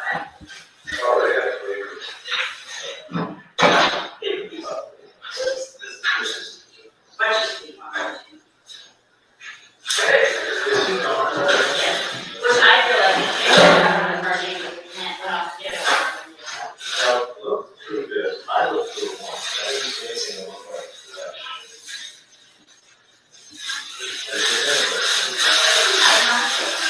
But I didn't get it.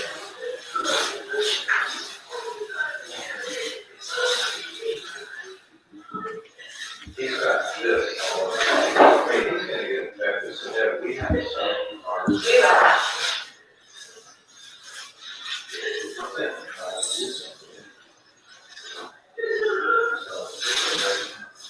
I think she said, does it hurt? How big of a piece of skin are you looking for? We're looking at this, we're looking at like a third of the tip. And it's like, I mean, he's gonna get cellulitis.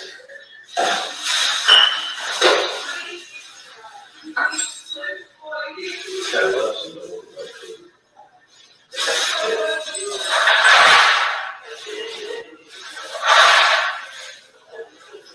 maybe she should have some.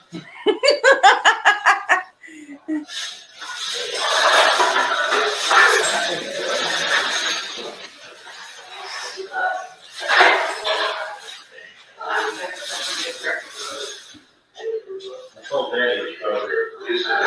Can I give her a What? 300 grams? Yeah. She only usually takes 25, you okay with 50? Oh, the Sarah? Yeah. I'd be okay with 100, but here's 50.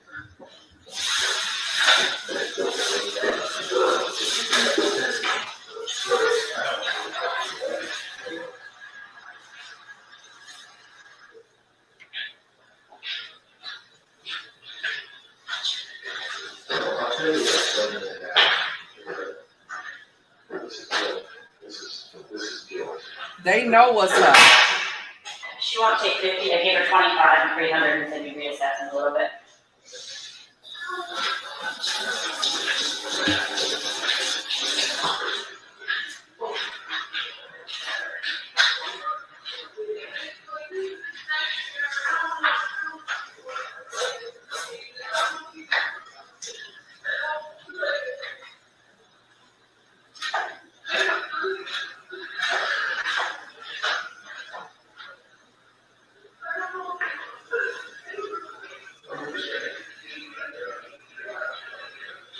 That's her talking to Ben King.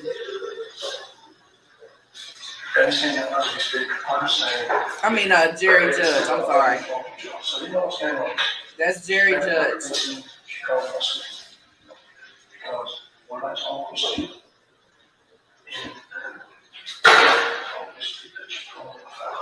and he told me, listen, she wants to correct this, she knows he's gone, and she's trying to do something else, say no.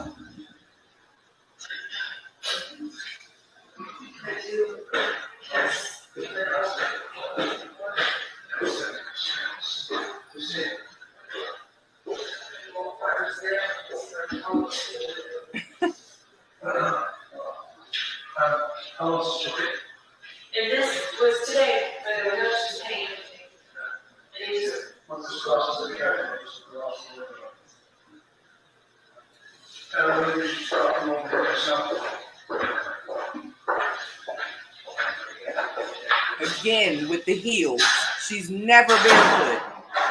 She's mad now. All right, so the rest of it is just Jerry Judge talking to different people on Johnny Depp's team. So I'm not even gonna go through. Hold on, let me get out of this. How do I get out? Okay. The rest of it is just Jerry Judge, who was the lead security guard for Johnny Depp, He passed away, but that's just him talking to some other people in Johnny's team, just letting them know what was going on. He's talking to them about how belligerent Amber is and how she doesn't want to leave because she's clearly saying in the audio, I don't want to leave. Does that sound like somebody who was just sexually assaulted or physically assaulted? No, it doesn't. I've been in a domestic violence situation, and you know, I get it. Sometimes you just don't want, like, you just want things to simmer down. You want things to calm down, and you don't necessarily want to leave that person at that time. However, if somebody just sexually assaulted me with a liquor bottle, I want out. I want out of their presence. If they did what she described, I wouldn't want to be around them, and I wouldn't want to continue to be around that person. It's just really odd to me that she just can get away with this. Like, she's very lucky that this audio can't be submitted into evidence because there's more than just her and Johnny talking on this. But if this was able to be submitted in evidence, this would shut her whole case down. Like, seriously.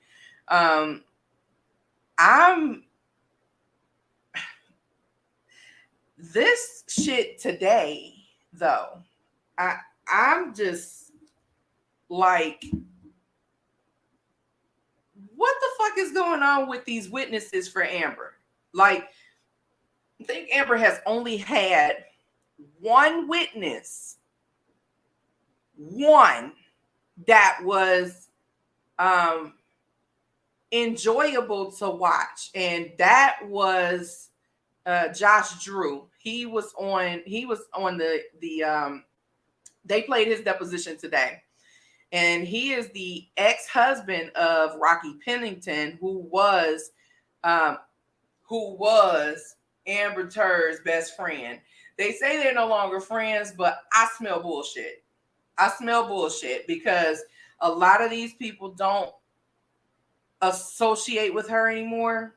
By their words, they don't associate with her anymore. It's just funny that they don't associate with each other anymore, but they're still submitting statements in support of her.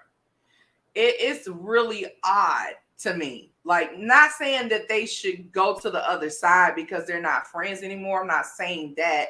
I'm saying that it's just really awkward that she's falling out with Rocky. She's falling out with IO. She's falling out with Josh Drew. And she just, like, how do you fall out with all of these people? Every single one of them. And then they come back and do a deposition for you in favor of you. It's really odd. It's really awkward. And I don't buy it. I smell bullshit. I feel like there's a payout for these witnesses to get on the stand and lie for her, because there's no way in the hell that all these people are going to get up on the stand and just blatantly lie for nothing. Like, you're putting your freedom in jeopardy, because if you committed perjury, your ass is done. You know, your credibility is shot. But I think that the most convincing was Josh Drew, who again is Rocky Pennington's ex-husband.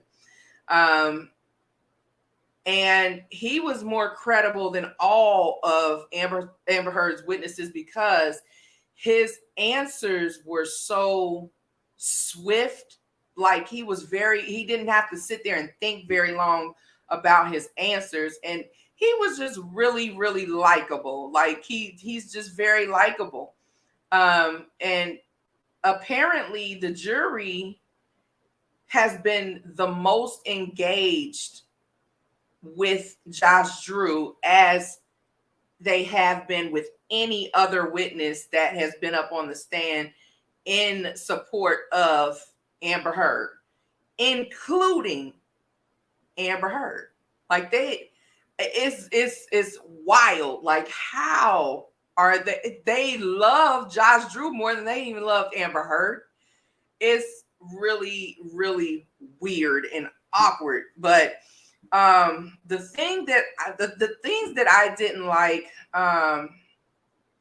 they submitted into evidence, and I actually want to see if I can pull that shit up too, because it's weird as fuck. Like, if you hear her testimony and then look at the actual evidence, it's like, Amber, what the fuck are you and your witnesses even talking about, ma'am?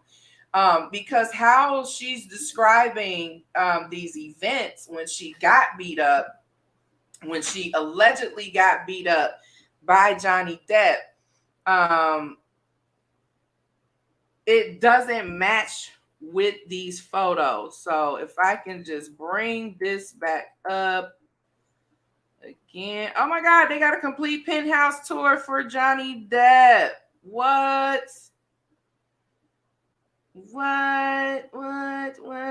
And Kendrick Lamar done put out a video for N95. Okay, I got some research to do.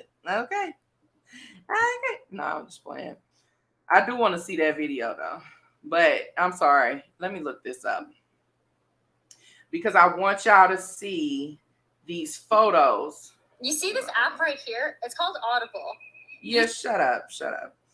I want y'all to see these pictures. What the hell just happened? I want y'all to see these pictures that Amber has submitted into evidence as her being beat up by Mr. Depp. Y'all gonna for real. So y'all not gonna take me to where I can see the evidence? It's not working for me. Don't worry, kid. Okay.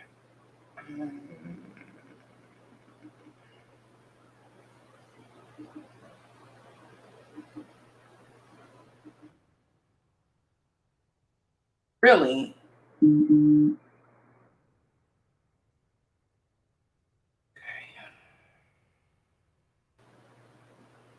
I think this is where it is.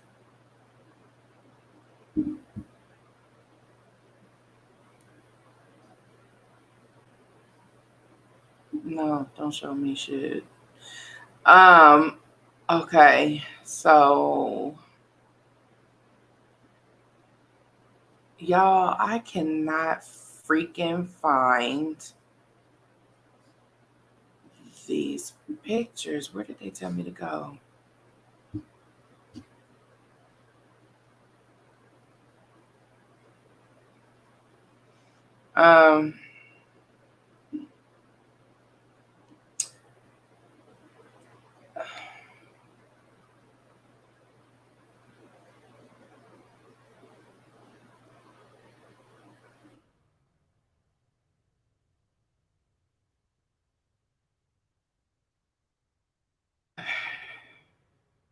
I am so mad. Like, I can't find this.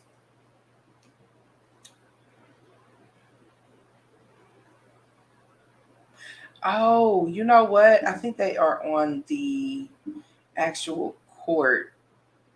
Okay, hold on. Stick with me. Whoever's in here with me. I don't even think it's just, I don't think it's more than one person in here.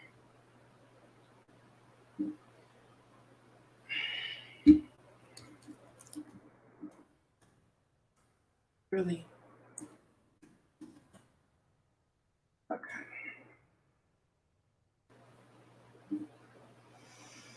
The crazy part is, when I used to work at Lincoln Financial Group, I used to take phone calls from people who stayed in Fairfax County, because we covered Fairfax County public schools. We covered their, I think it was their long-term disability insurance. I'm not mistaken. So I know a little bit about Fairfax County by talking to them people.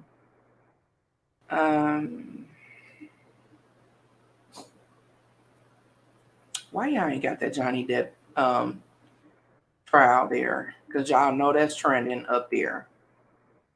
Because if Johnny Depp was in Cincinnati, if Johnny Depp had sued Amber Heard in Cincinnati, I'd have been home. I would have went home.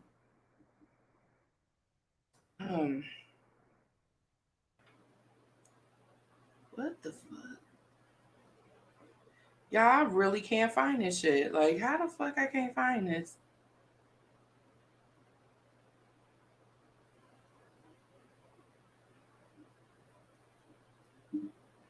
They told me how to do it yesterday, how to find it, and I can't even. Okay, wait. Here we go. Hold on. I think I might found it. I think I might have found it, y'all. Hold up. But anyways, her pictures are just not aligning with what's being said by her and her peoples. It's just really taking away from their credibility. It's really taking away from their credibility. I just don't understand. Because Johnny wears these rings. He wears these really big rings on his fingers. And so if he was clocking her, as she said, and he was doing, she would have had a lot more damage than this shit here. Okay, so these are just PDFs. These aren't even. The hell is this?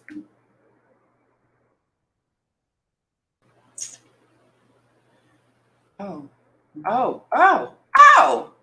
God, I done found some shit. But this ain't what I'm looking for, though. That's good to know. That's there. This ain't what I'm looking for, though. I want to see the pictures. Where's the fucking pictures?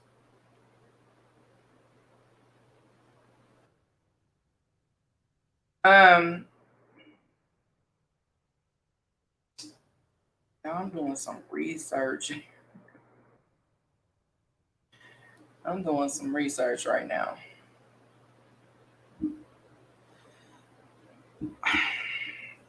And I'm in here trying to find the shit because this, I know this is going to be the source with the best photos and stuff. And for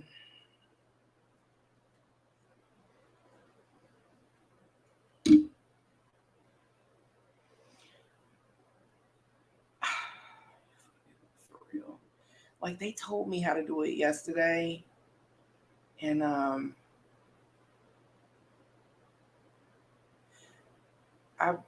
really forgot how to do this. It's weird. I'm gonna find these damn pictures because I want y'all to. I want y'all to see. I want y'all to see these pictures, and then I want y'all to hear what she's saying, like what she's saying he did to her, because the math ain't mathing. And okay, let me click on this because this got to be trending. I mean, it's Fairfax. Fairfax is not a big place. And for them to have a big celebrity in town like Johnny Depp, I know that shit is trending. But they trying to be modest and not put it on this month. They try not to put it on the homepage, like the government homepage, like talking about trending in Fairfax. They got all these shits right here. Ain't got nothing about Johnny Depp. Now, excuse me.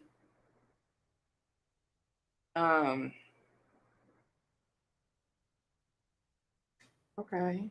Can I find it here? I just, if y'all haven't seen these pictures, I'm so obsessed with this damn thing. If y'all haven't been following along, I just want y'all to see this shit because it's very compelling. I gotta say that, but um, for some reason I can't find this shit. I'm about to give up. That's what I'm about to do.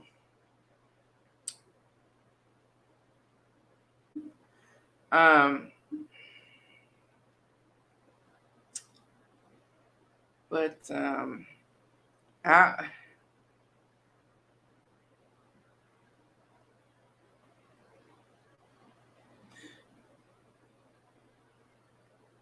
oh um uh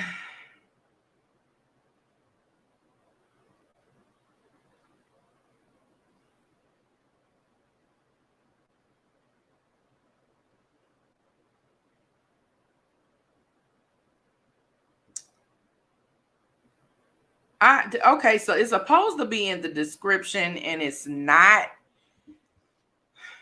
because they said how to look these pictures up and I am just not freaking finding where to find this information.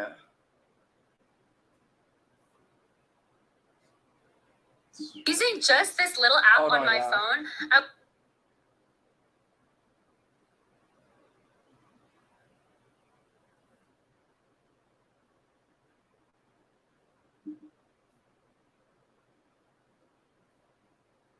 It's not there, Law and Crime. It's not there.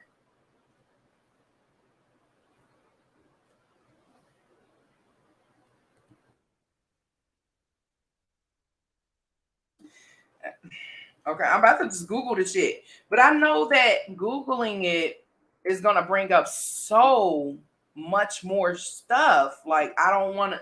That's why I don't want to look it up on there.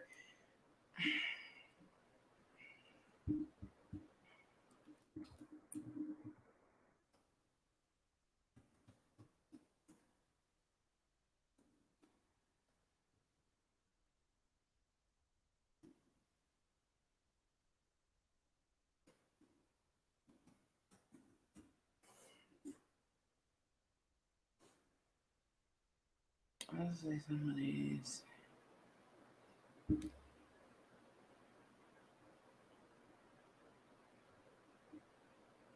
There's some of them.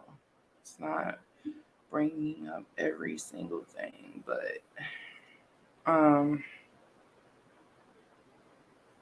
she up on the stand trying to cry on this picture. I don't want to see that shit. That shit is scary as fuck. That picture of Johnny is not flattering. And that dude, he still looks amazing, actually. That was not.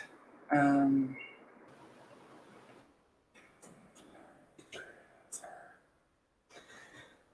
how did this go all the way down there?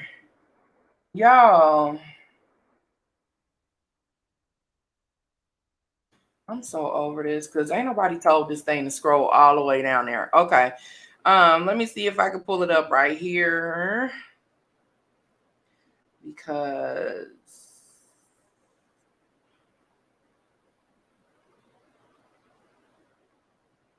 and then I actually want to get to this makeup artist bullshit because boo, you lying. Okay. You is lying about some shit. Okay. I want to get to that.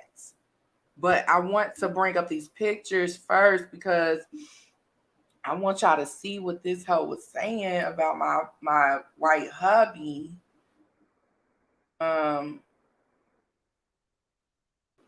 Which is absolutely absurd. Okay, it's absurd. I'm gonna have to look at that. I didn't see that one yet. That's a video after the shit on the bed. Look at a little bitty dog. That damn dog ain't shit on that bed. Okay, Miss Heard. You know, I really don't understand. Okay. Can I blow this up? Because I need y'all to see this shit. This is why I wanted the pictures from the courthouse, because it's showing all these other bullshit pictures. Well, they ain't bullshit pictures, but it's showing all of these regular pictures of them. And I don't want the regular pictures. I want the pictures of her and what she said he did to her face.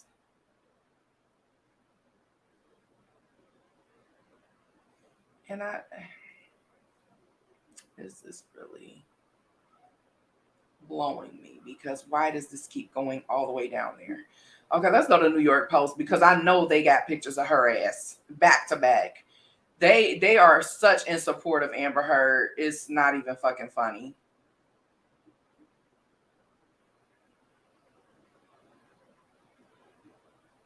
Okay, let's go here. Let's go here. Okay, I'm gonna share my screen with y'all. And these I can actually blow up, which is cool. Yeah, I can blow these ones up. All right, let me share my screen with y'all, because I want y'all to see this shit.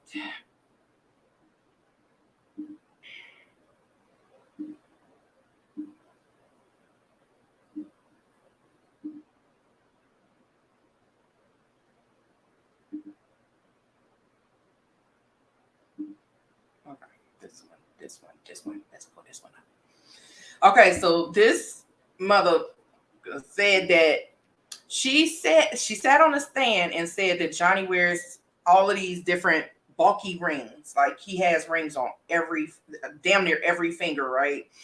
And this hand too. And Johnny is right-handed. So my thing is, if he clocked you, unless he has just this super strength in both of his hands, because I know my right is stronger, like a lot stronger. It's packing a stronger a stronger punch than my left. I have some force in my left, but there's more in the right. And I'm gonna punch you. If I'm gonna punch you, I'm gonna punch your ass with my right hand, right? She claims that she only had like swelling and bruising on this one side, which is her right side. If Johnny hits you and he hits you with these rings, you would have a lot more happening to you than what she's saying is happening to her or happened to her. So this is one of the pictures that she says is a result of the abuse. Can I go up a little bit on it? No. Damn, come on, Zoom. You got to work for me. So my Zoom in ain't working. Okay. But this is one of the pictures where she says she was clocked in the face by Mr. Depp. And this is on her right side. It's under her right eye. You can see a little bit of puffiness right there. And a little bit of discoloration right there. But this isn't punch worthy with chunky rings. Like, I think that he would have did a lot more damage if it was, you know what I'm saying? This is more consistent with maybe you had some Botox injections or something. I don't know. This is more consistent with something less severe than being punched in the face by a man with chunky rings on. Again, here is Johnny. This is after his part of his finger was severed. It was this finger right here. He also said there's a cigarette mark right here where a cigarette was put out on his face, and she is claiming that he put his own cigarette out on his face. So he basically put a cigarette out on his face in this condition, I'm assuming, because she also said that he sexually assaulted her in this condition. I believe this right here, I don't know if that's where the fleshy part is. I don't know where that damn fleshy part is. Can I blow this up? Yeah. It looks like it's just blood right there, and probably like some, I don't know if that's iodine or what. But yeah, that's a blown up picture of him when his finger got severed. That's the severed finger. They got it blurred out. Thank you.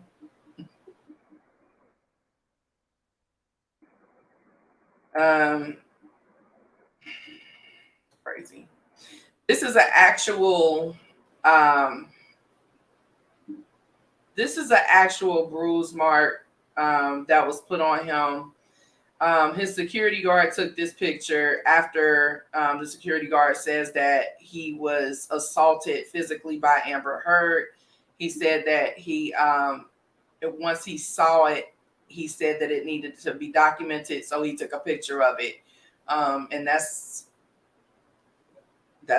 the bruise mark that was left by her.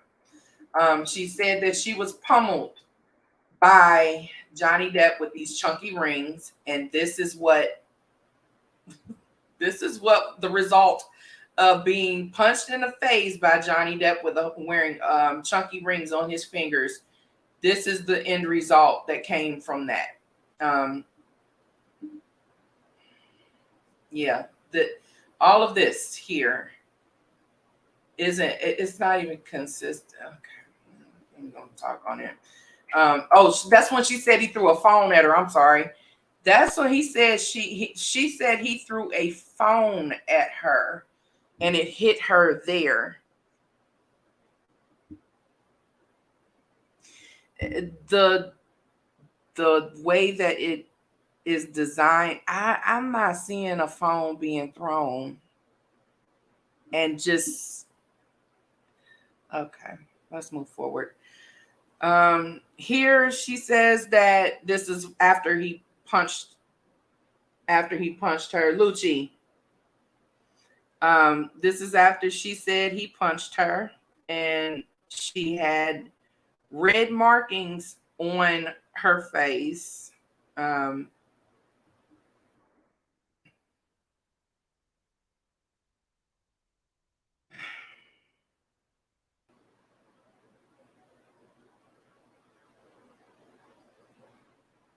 That's another picture of the phone aftermath. Okay, she said this is from when he threw a phone out. I thought that was when he supposedly pummeled her in the face. But okay. Is this another picture for... Okay, this is when he punched her in the face.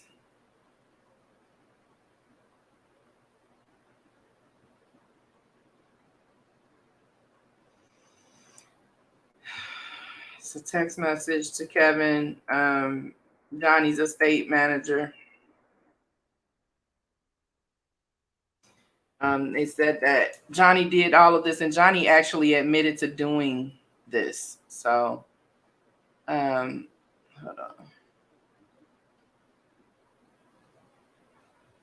Okay, I think these are text messages from Whitney, who is Amber's sister. More pictures.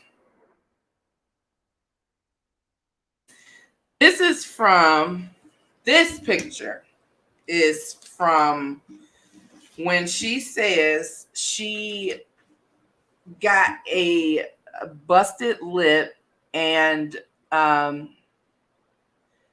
bruises under both of her eyes, and a broken nose, which she said is some swelling here at the bridge of her nose.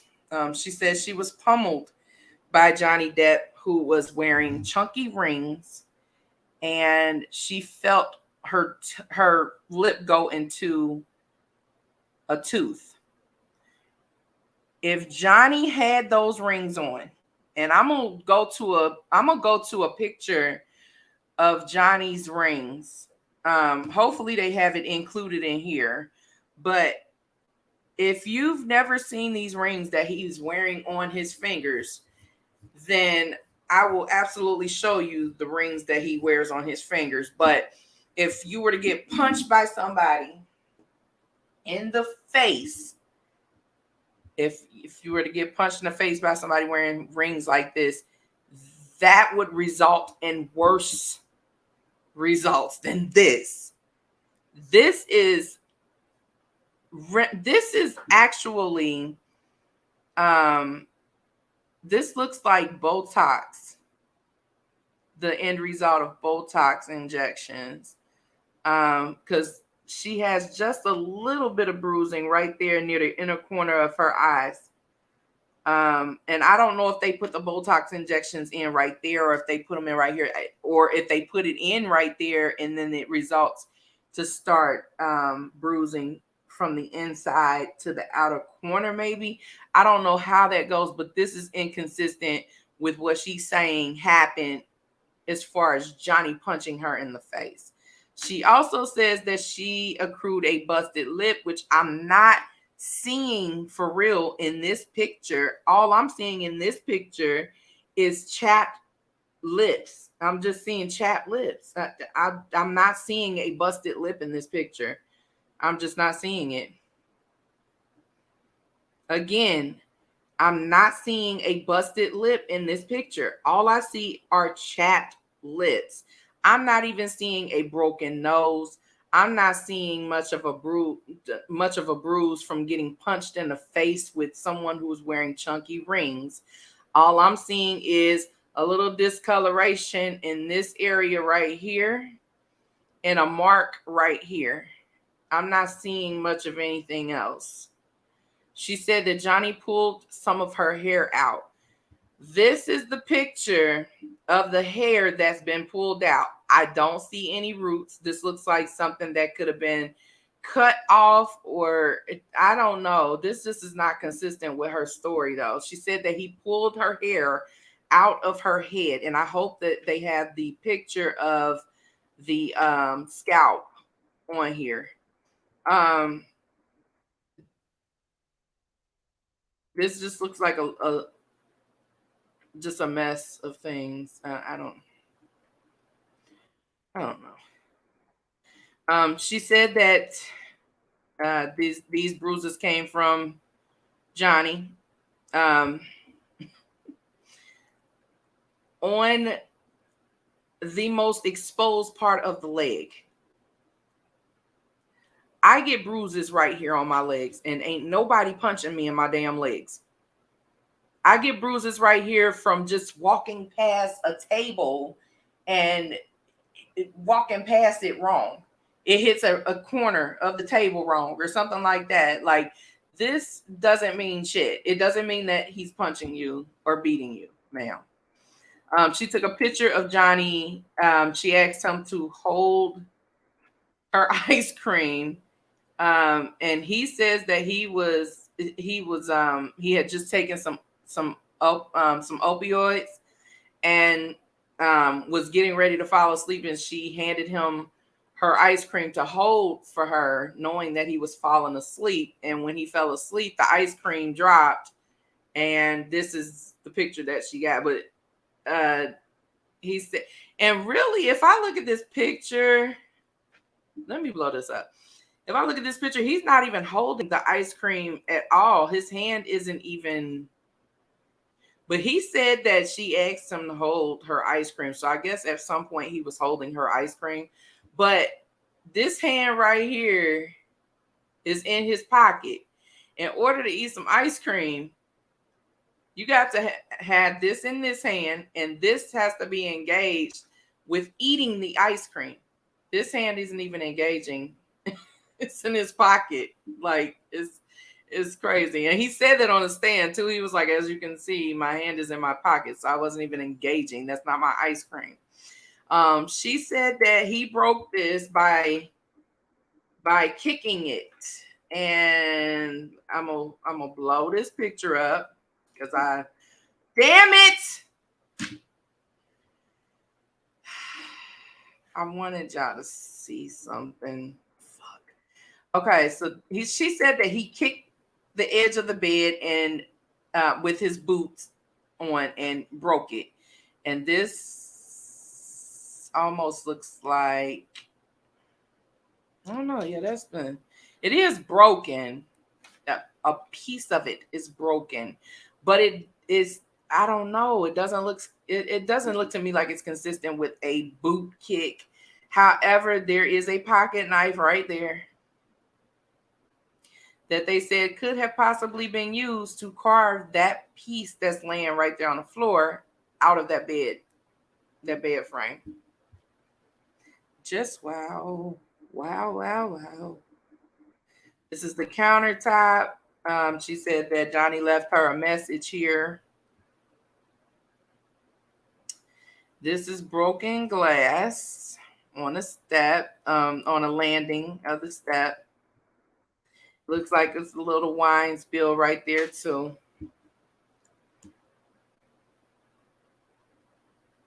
There's a wine bottle with wine spills. Another leg bruise that could easily be gained because that is one of the other most exposed parts of the thigh. You can hit that shit anywhere. That does not mean that he's beating your ass either, ma'am. This is text messages between her and Johnny. Supposedly, Johnny did this after his finger was severed. She's saying that he wrote all of this. He said, I believe he said he wrote the part in black, but clearly I don't remember if he said he did any of this or if he said he did the black and she did the red or what, but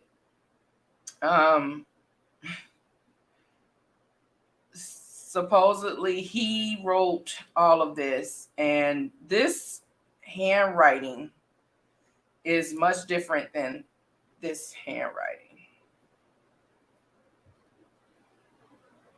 This is another picture where she said that she had bruises under both of her eyes and a broken nose. The bridge of the nose, she said, was broken, swollen.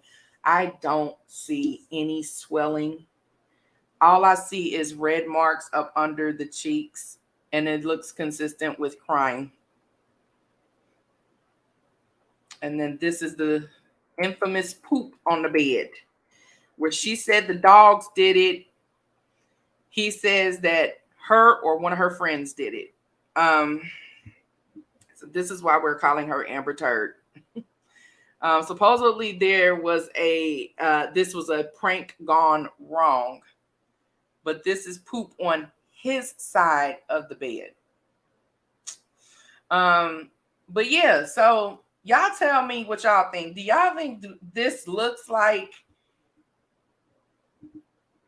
someone got punched in their face or pummeled in their face by someone who wears chunky rings? I'm not seeing it. I'm not buying what she's trying to sell, man. I'm just not,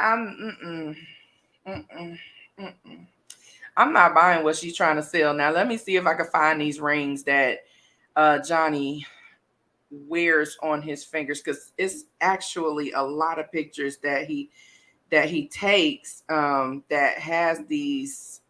Let me stop sharing my damn screen with y'all. First of all, I already did. Okay. Let me see if I can find these rings, because that man, for as long as I've known, he wears these damn rings on his fingers.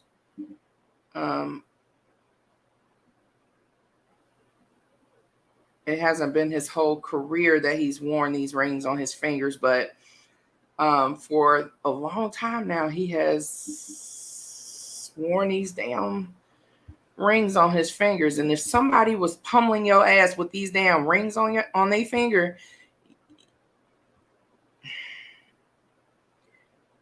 I can't get just this picture. Okay. All right. Okay. Okay. All right, let me go back.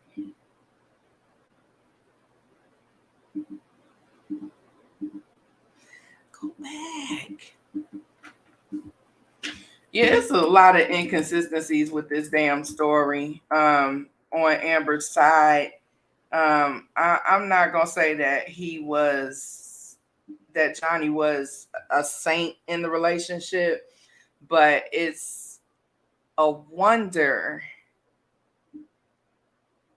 that, I mean, I don't know. It's just a wonder to me. Oh my goodness, Johnny.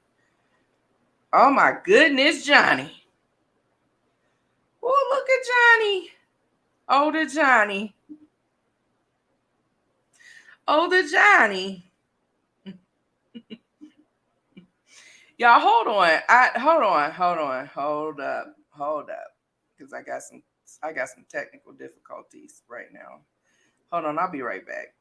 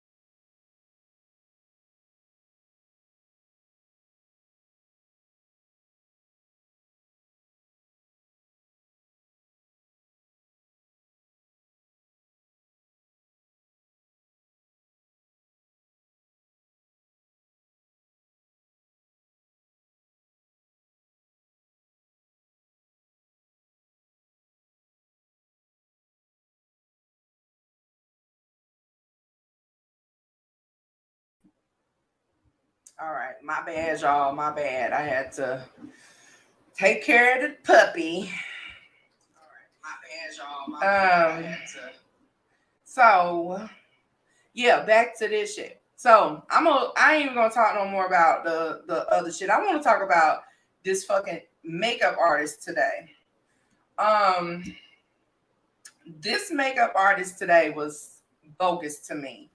Her name is Melanie Iglesias, and she said that she was the makeup artist for Amber Turd around the time that she was due to go on the Late Late Show and around the time of her divorce. I'm gonna tell y'all why she's bullshit, because she said that she went to the house to do Amber's makeup for the Late Late Show. And she said when she got there that Amber had 2 discoloration marks under her eyes, and she had some swelling right here on the bridge of her nose. And she said that she had to cover the swelling with a lot of makeup.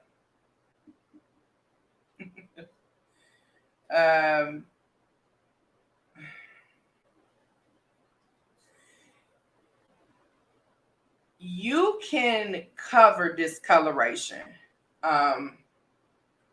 It's something that's striking me with her testimony, and Amber's too, and I want to talk about it. So you can cover blemishes with makeup, and let me just put out there that I am a certified makeup artist. I do makeup for a living. I am a traveling makeup artist. Okay. You can cover blemishes. I have a big birthmark that's right here. You can't even see it because I covered it up. It's fairly easy to cover up a lot of discoloration, a lot of different discoloration on the face. It's easy to cover up certain bruises, even if they're fresh, because a lot of people don't think that you can cover up bruises. If you know what you're doing, you can cover up just about anything except for swelling and a fresh cut. Okay.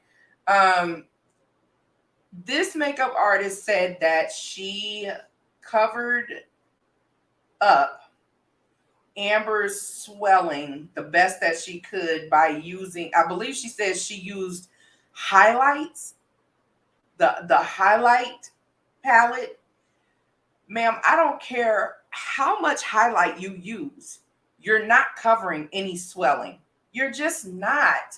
You're not covering up any swelling. As for the fresh cut, she said that she covered a freshly cut lip by using matte lipstick. I don't care how much matte lipstick you use. I don't care how much red matte lipstick you use. You are not covering up a fresh cut on the lip with any red matte lipstick. The thing that is striking me as compelling about her testimony and, well, her deposition and Amber Heard's testimony, Amber slipped up and said bruise kit. Bruise kit is totally different from a color correcting palette. Color correcting palette is exactly what it sounds like. It's a color correcting palette.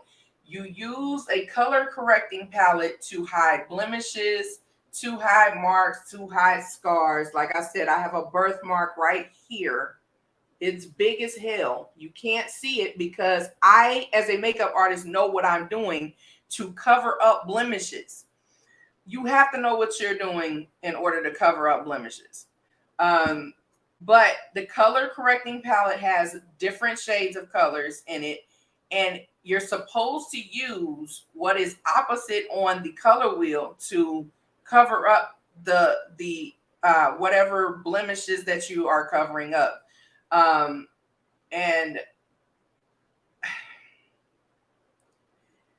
I for the life of me, and you know what? Let me do y'all something. I'm going to show y'all what I'm talking about. Let's get proactive here. Hold on just a sec.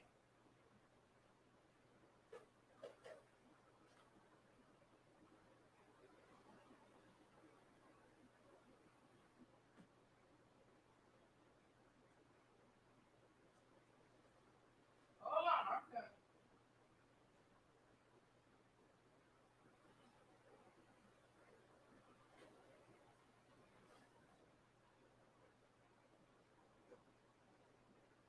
Alexa, turn on the light.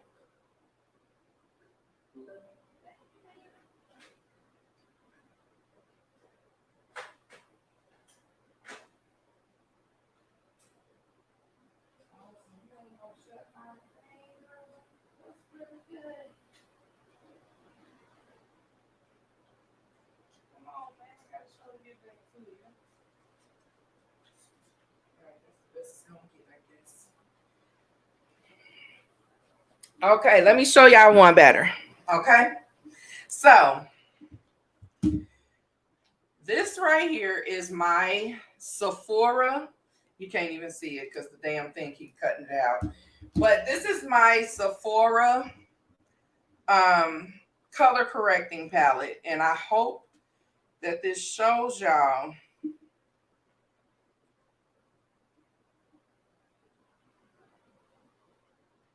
I hope this shows y'all. Of course not. Hold on, I gotta take off my background for y'all to see this. All right, so I took off my background so y'all can see. This is, again, my Sephora. Can you see it? Damn it, it blurred it out. Oh, you just gonna blur it out on your own, huh? That's my Sephora color correcting palette. This is what's inside of my palette. That's why it's doing that. Ugh, why I gotta keep going in and doing stuff? Because it's blurring out stuff that I don't want it to blur out, bitch. Okay. All right. So this, again, is my Sephora color correct. All right. This is what's in the my color correcting palette. All right. Now, I can't do it. These over here are concealers. These are concealers. These are color correctors. All right. This is what you use. These are what you use to cover up. Oh, I ain't even holding it up high enough. These are what you use to do the color correcting of blemishes and, markings, flaws on the skin. If you want to cover it up, you put this stuff down first. These are the color correctors. All right. You can put this stuff over bruises. You can put this stuff over birthmarks. You can put this stuff over pimples. You can put this stuff over pretty much just about everything, but you cannot hide like the fresh scars or swelling with any of these. I don't care how much you put on. All right. Those are color correct. These are just some of the color correctors. I have another color correcting palette that I use on my clients that has a lot more color correcting colors in it. All right. But I wanted to show y'all this because this is the color correcting palette. Now, any makeup artist or reputable makeup artist knows the difference between the color correcting palette and a bruise kit, a bruise wheel, bruise kit, whatever you want to call it. There is no makeup artist that I know that calls a color correcting palette a bruise kit. This is a bruise kit. This is what you use to create a bruise. Me as a makeup artist, I know how to create a bruise. I know how to create bruises on any part of the skin. I know how to create a fresh looking bruise. I know how to create an advanced bruise, like a bruise that's just a few days old. And I know how to create a healing bruise, which is almost healed. It's a bruise that's almost healed. But this is a bruise kit, people. Okay, this looks nothing like a color correcting palette that you will use to cover up anything under the skin. Well, I guess you could use these three here, but this one is this green on here. And not even these three, because this is actually not even these three, because this is actually going to show up on the skin as a kind of a bloody looking color. It doesn't look like it because this light is shining on it, making it look different. But I would not use any of these colors on the bruise kit to cover up any markings on my face. No blemishes, nothing. I would not use this unless I wanted to create a bruise. Okay. That green right there is significantly different than the green on this palette. You understand? You got to use these a certain way. If you put this green up under any makeup, it's going to turn out green. So you'll look like an alien if you use this. This yellow or greenish color right here, it differs from this one. And if you use this one, it's going to show up under the makeup. These are much lighter tones. So you want to blend in the makeup and make the makeup look flawless. But to my point, Amber said that she went to school for makeup, so she has knowledge on makeup. She has a little knowledge on makeup, or she's supposed to have a little knowledge, on makeup. And it does not sound like she does. And the makeup artist that she used as a witness today doesn't sound like she knows what the hell she's doing either. Because it's the way that she was saying that she covered up the scar. That did it for me. That completely did it for me. I was like, nah, ma'am, I don't care what it is that you use. You're not, especially when Amber said anytime that she opened her mouth, the blood would come back. If the blood would come back, it's going to seep through any lipstick that you put on, and you'll be able to see it. You will be able to see it. I'm just not buying what they're trying to sell me, for real. But it blows my mind that they say that they use a bruise kit because the bruise kit, you're not using that to get rid of any blemishes. All right. But this is a bruise kit, and it says bruise kit. It says bruise on it. This camera blows me. It says it right there, bruise. And they make these in different brands, but me as a makeup artist, I know how to create a bruise, and I know how to create a real looking bruise in any stage that it's in. So Amber said that she uses a bruise kit. The makeup artist today slipped up and said that she used a bruise kit. And the order in which Amber said that she put the makeup on is baffling as well, because if you went to makeup school and you know about makeup, then you're going to know the exact order in which to put makeup on, which is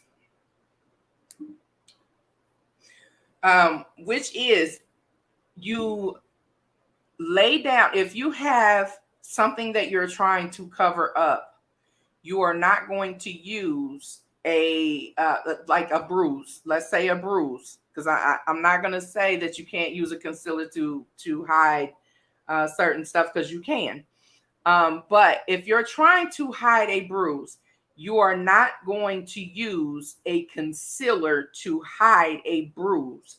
You are not going to use foundation to hide a bruise, because if you use concealer or foundation to cover a bruise, you're going to have to cake that shit on. And when you cake that shit on, it looks cakey. It doesn't look natural. It doesn't look like a natural makeup. So,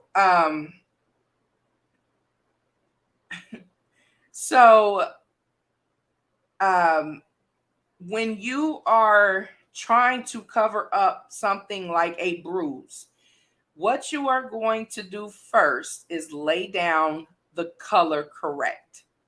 The color corrector is what you put under the makeup. Amber said she puts on concealer, then foundation, and then she uses her bruise kit. And then she corrected herself and said, color correct. I call it a bruise kit. No makeup artist calls a color correcting palette a bruise kit, unless you're talking about making a bruise with the bruise wheel.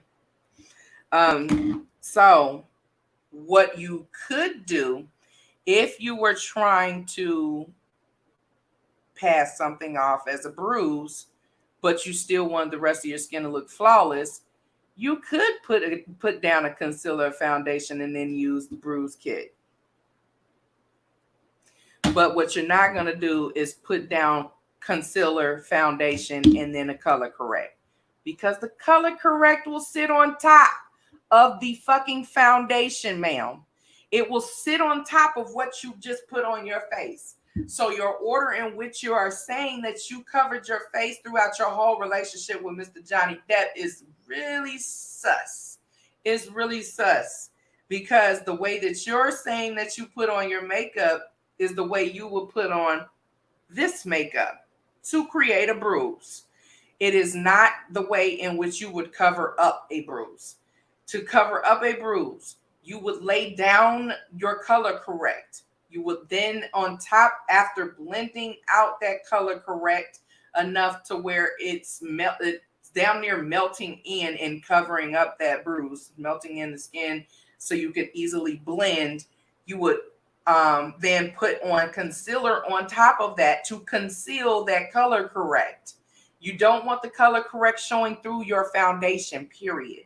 So then you lay down that concealer on top, and then on top of that, you put the foundation.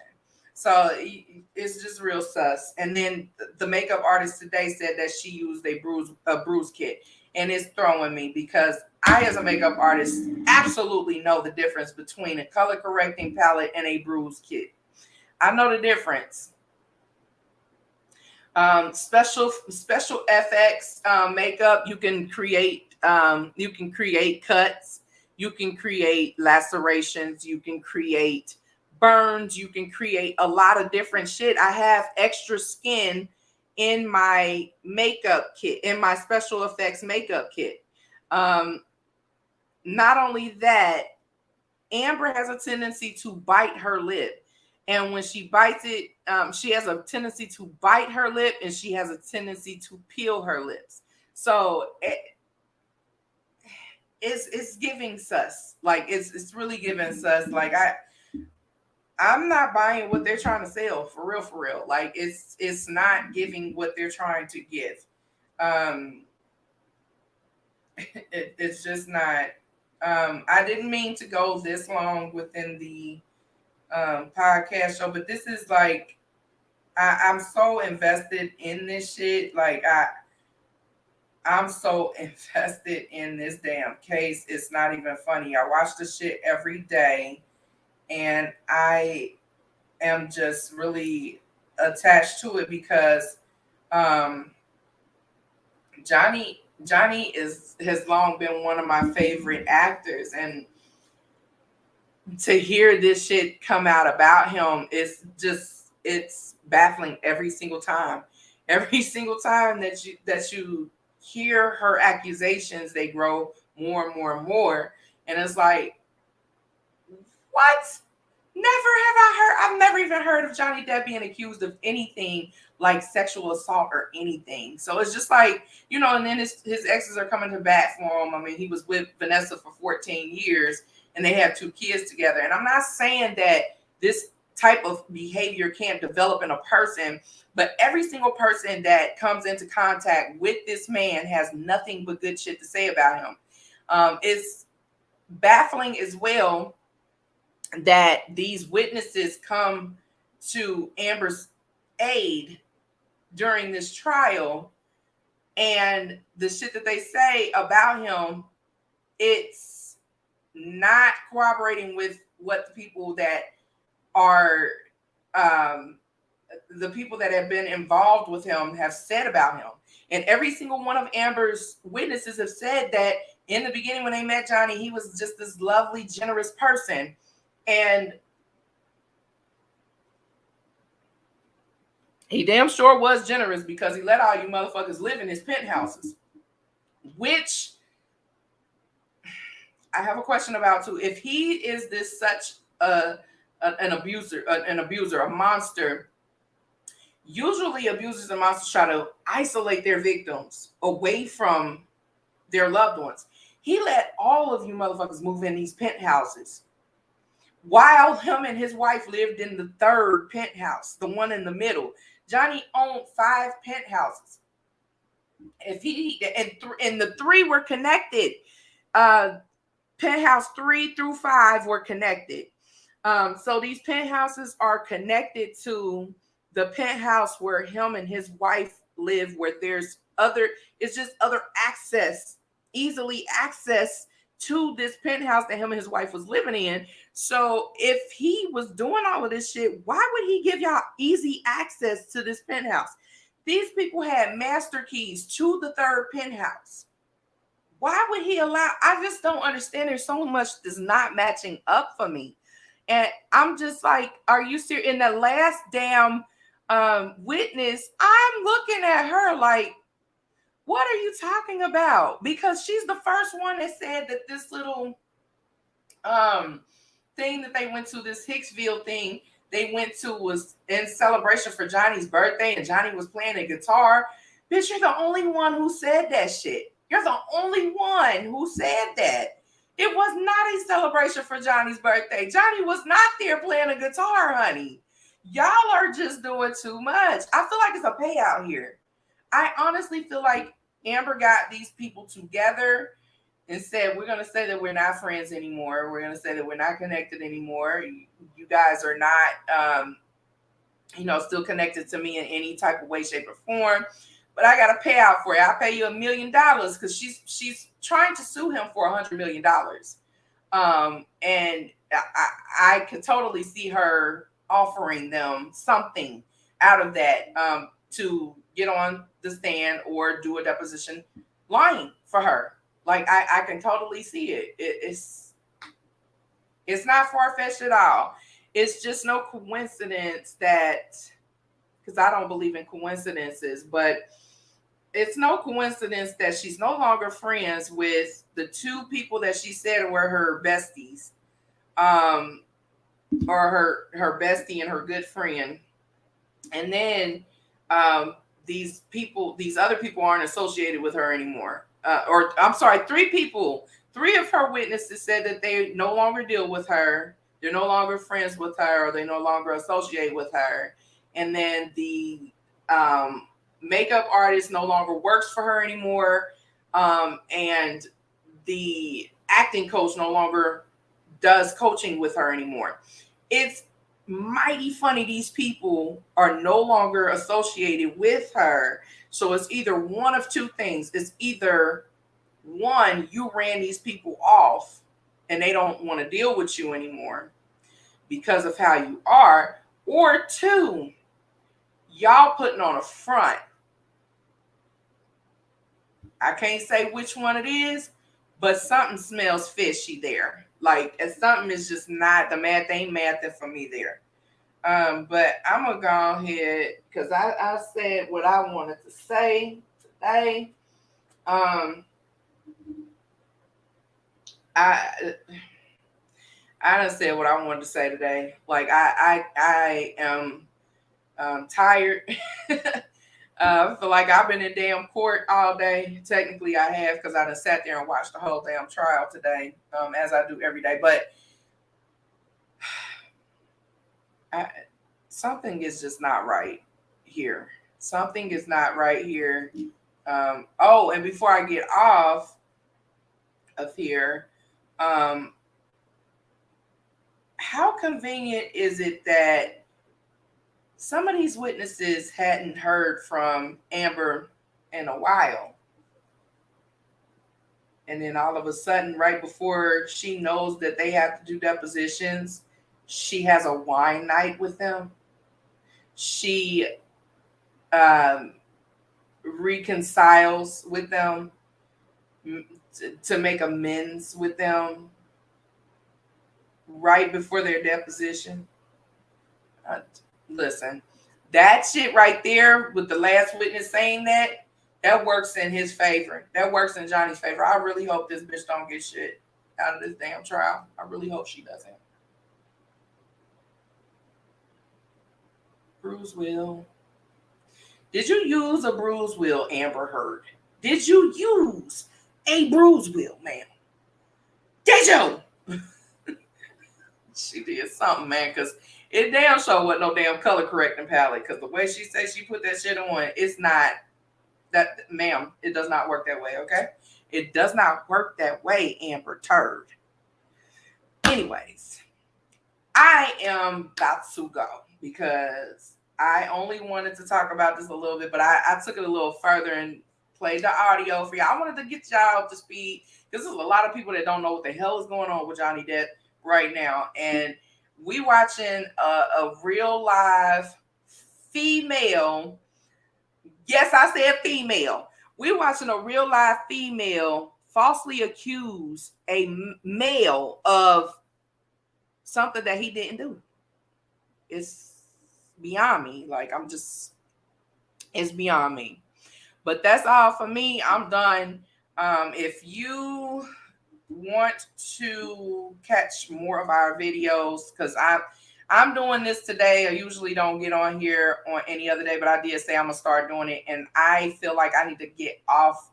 I feel like I need to get on here and talk about my experience throughout the day. like I'm a juror or somebody that work for the court, right?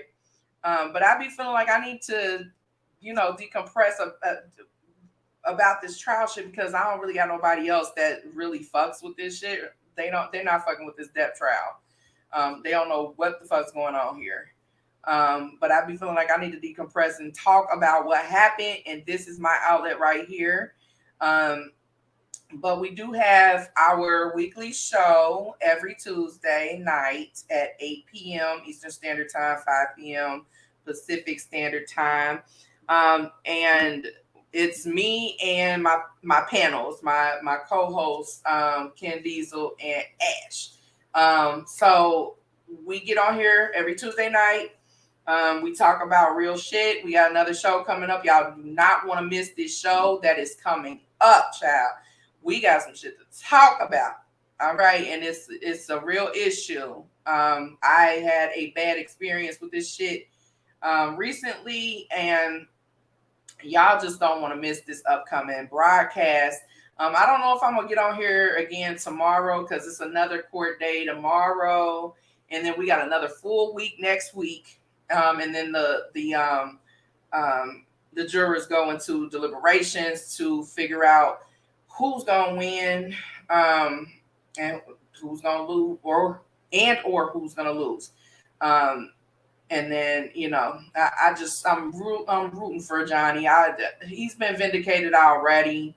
I feel like the public is really receiving him again, with showing love to him, showing support as much as we can.